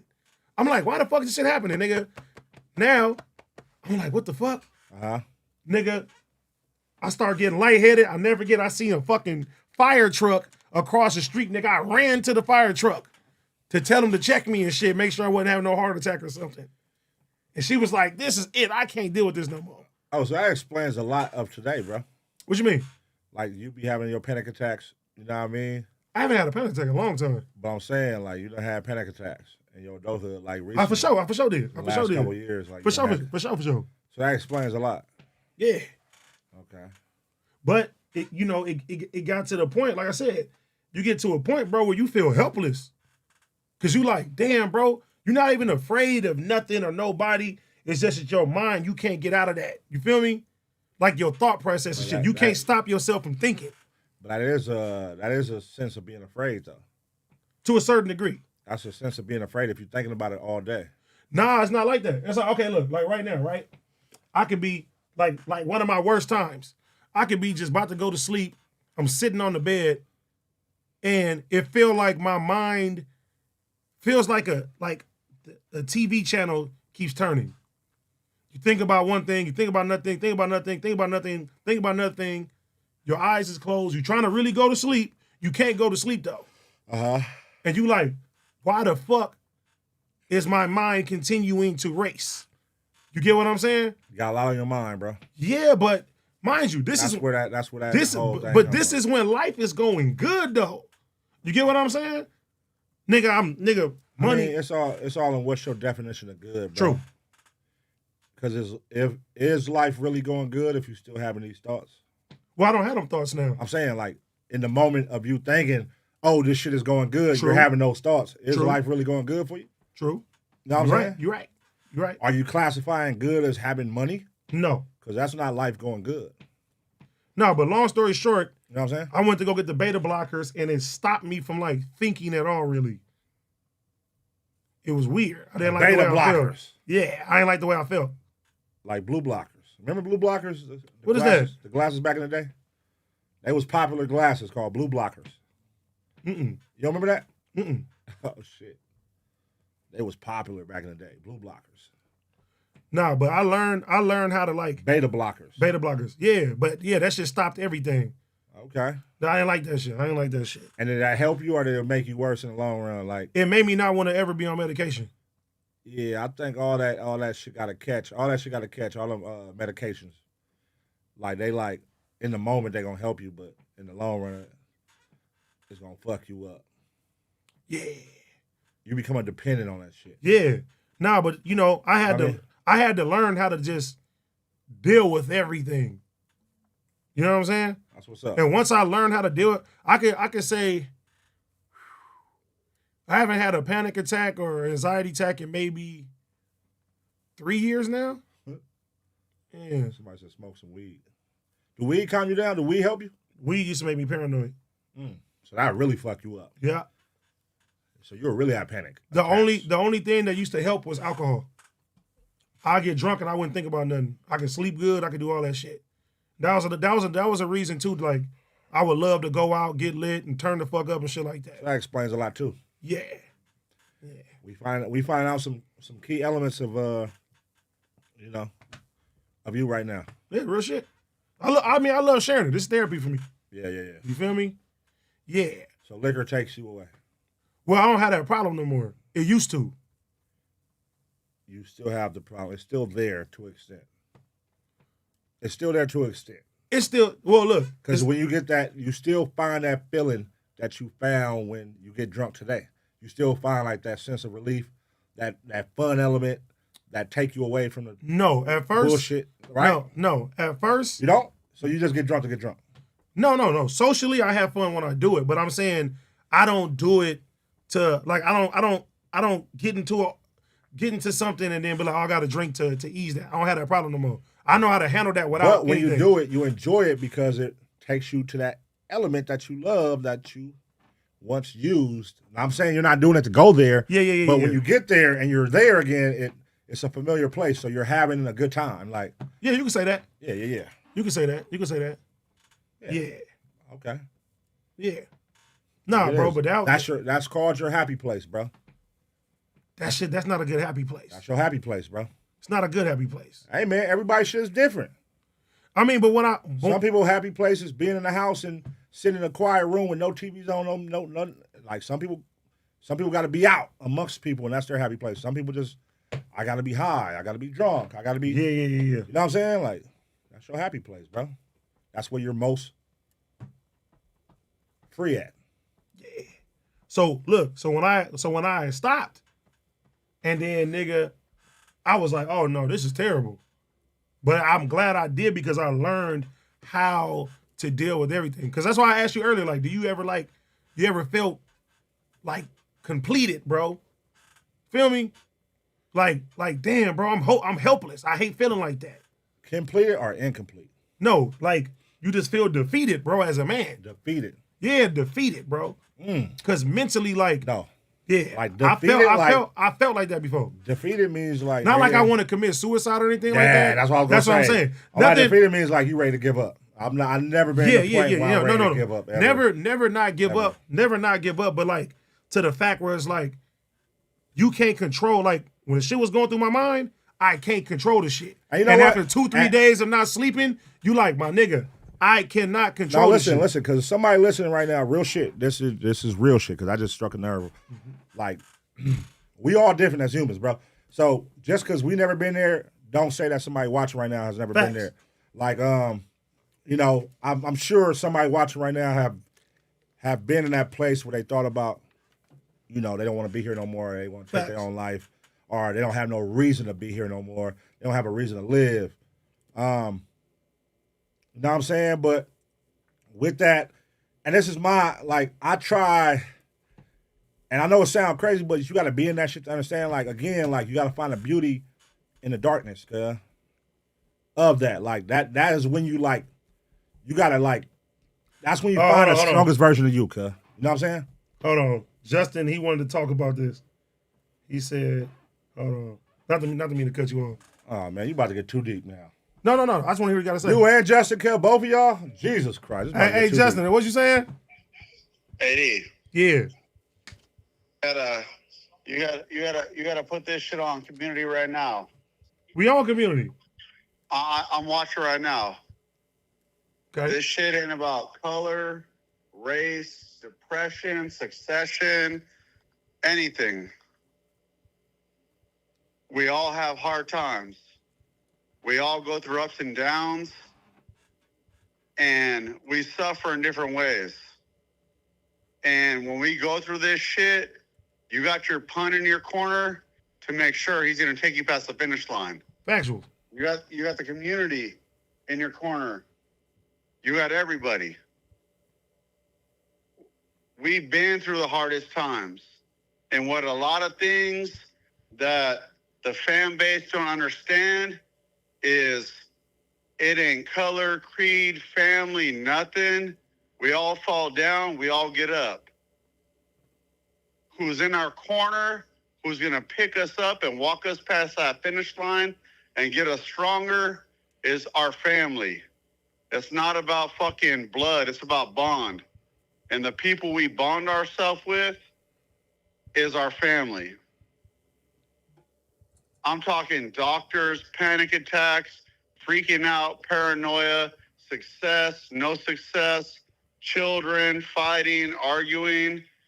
As long as you stay close to your loved ones and they support you and they back you, whether we're wrong or wrong, not even wrong or right, whether they back us if we're wrong or wrong, and they walk us past the finish line, that's how we really get successful.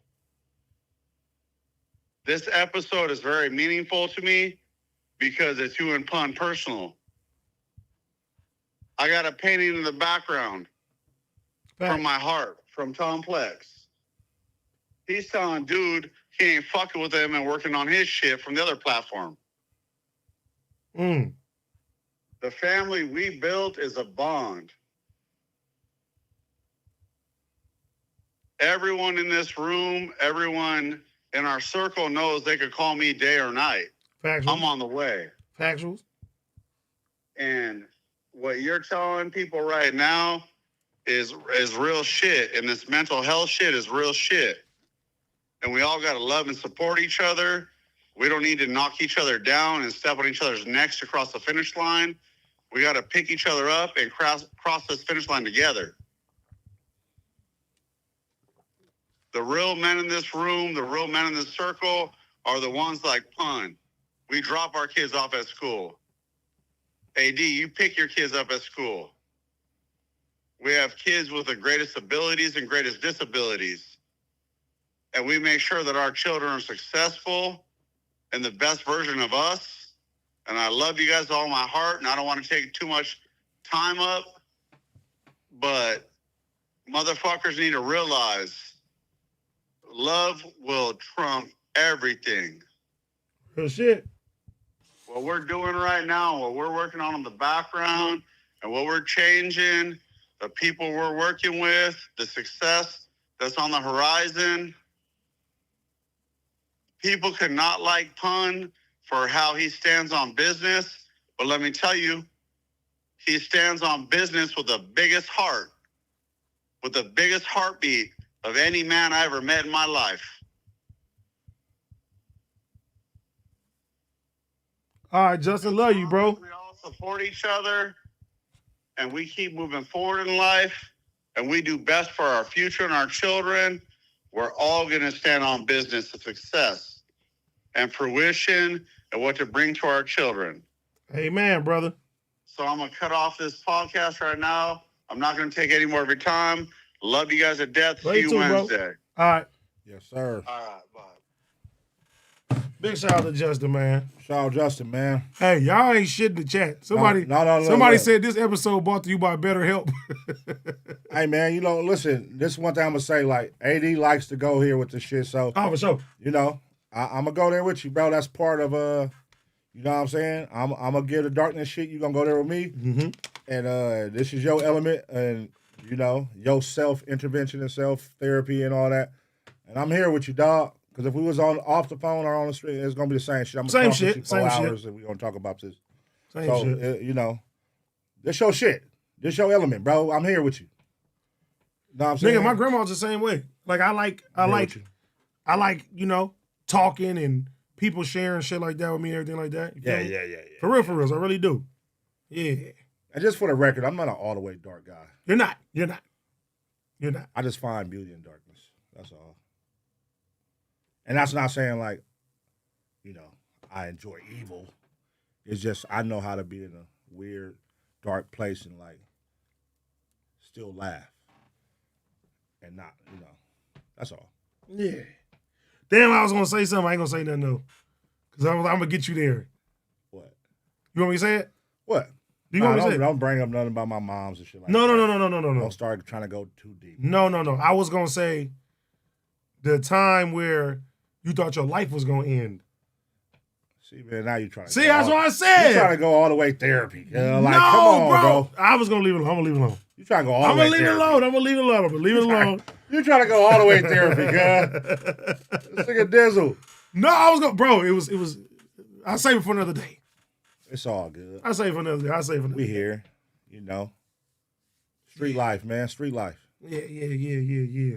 I'm in a different mental place from street life. That was a time when it was like, nigga. Here for you.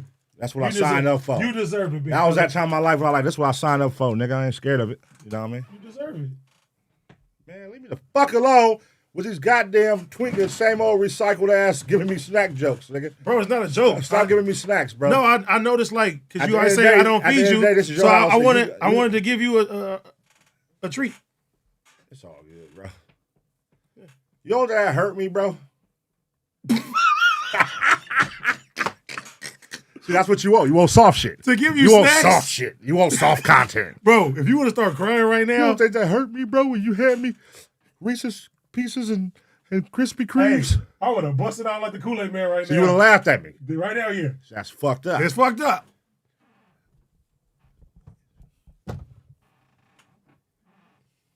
You think I need a Reese's Rice Krispie treat? Does your size ever bother you?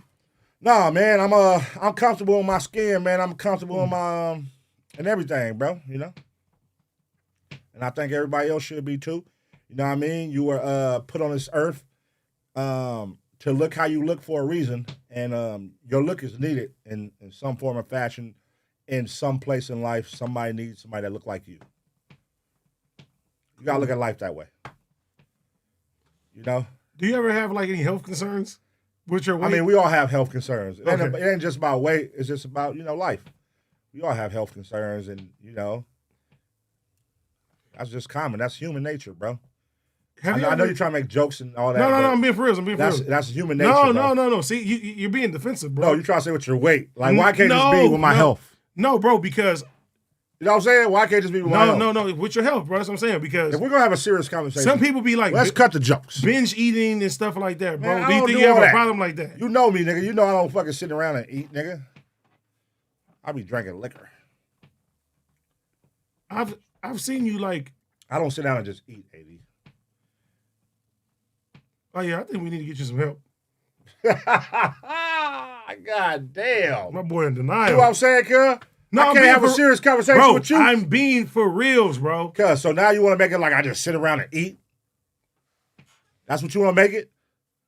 God damn. Just because I be at the goddamn, my first time eating, be on shame on you for the day because I be out ripping and running, and I say I'm hungry, now it's like, oh, he want to do is eat.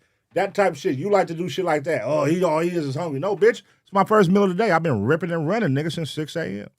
I ain't had time to stop, so I be hungry. You know how many times I talk to you in the morning, you like, I just had breakfast. Certain days I don't, bro. And then I will talk to you. Certain days you don't. Then I'll talk to you. Stop trying to make everything funny, cuz. I'm not trying to make it funny. This is your fucking. I'm really concerned. See, now you trying to make it jokes. I'm really concerned, bro. I was here. I stooped to your let's do this. Bro, I was really concerned, bro. Now you're making a mockery out of me, bro. Listen, we're gonna talk about this on camera. I don't even want to do this. Hey, listen, bro. I am not addicted to snacks.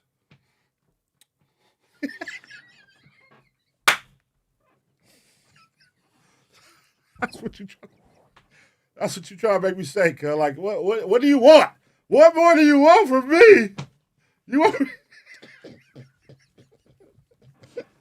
Try to make it sound like I got a food addiction, cuz. No, homie, go.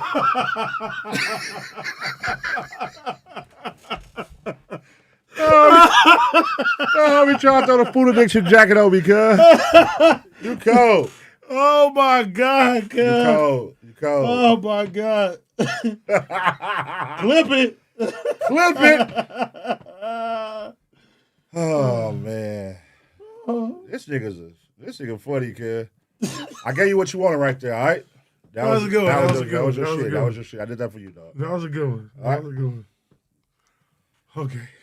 You good? Great. Know what I mean? I just know, like, I'm gonna get you help, bro. Bro, what the fuck are you talking about? What the fuck I ever said I need help, nigga? What is wrong with you? No, dog? because I know, I see now. Can I be honest? Oh my God. I see now. I've been enabling you. To do what? I just gave you a treat, like. And what did I do with it? Hold on. I've been enabling you, bro. It's right here, bro. What are you talking about? Like, you act like I opened it up and ate it. Motherfucker, I ate one earlier. We've been sitting here for 3 hours talking. Nigga. There's like 7, 8 cans right here. This is no bullshit. All right. Now, do you want to play this game? Do you want to play that? Because I could turn the card and I can make this alcoholic card go crazy. Do you want to play with me? I faced my problems, bro. I could turn this whole shit into an alcoholic conversation. Pun. Listen, you know what I'm saying? See, look. Do you want to do this? You're doing deflection right now, bro. See. This is not, bro. No, I just noticed I've been enabling you, bro. Oh my God. You every time you come over here, you never feed us, and you say it like angrily all the time. I mean, we stream during dinner time, brother. You know what I'm saying? We are here for 3-4 hours. The least you could do is offer us something, bro, to eat. But I'm refilling the snacks every few days. We run low on energy. When you don't eat, you run low on energy, bro, and then you get sleepy, and then it creates a stream where we're getting tired. We need fuel, bro. It's like a car running on E, bro. You need fuel to keep it going. How many meals did you have today? Realistically. I had days hot chicken.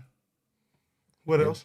That's it. I ate one. I ordered the two. Fun. I ordered the two. Fun. What else? Grow up. I ordered fun. Listen, what else? Listen. Shut the fuck up, nigga. No, I'm being for real, bro. I ordered the 2 sandwich combo. Okay. But I only ate one. And I'm gonna say the other one for later when I go after the stream. So you're admitting That's my only meal I had today. That you pocket leftovers all the time. What? This is. Do you have like a this treasure? Is like imagine. Do you like, have imagine like a like treasure me, chest imagine, of snacks? Imagine me taking this shit serious, cuz. No, I mean, and you try to make jokes out of everything I'm I say. not trying to cuz. make jokes because, yeah, bro, we got to get you some help. Hey, man, I'm here for help, bro. Well, hey, we're going to end it on that note, man. I appreciate you guys. I'm addicted to pizza. I like pizza, though. Hey, I found a new pizza spot down the street, by the way, that we should go check out. Fun. I'm not going to enable you no more. It got exotic pizzas. I would not go to eat pizza with you, bro. Exotic pizzas, though. Like we're going to get you help, bro. Exotics, bro. I'm just saying. Triple cheese.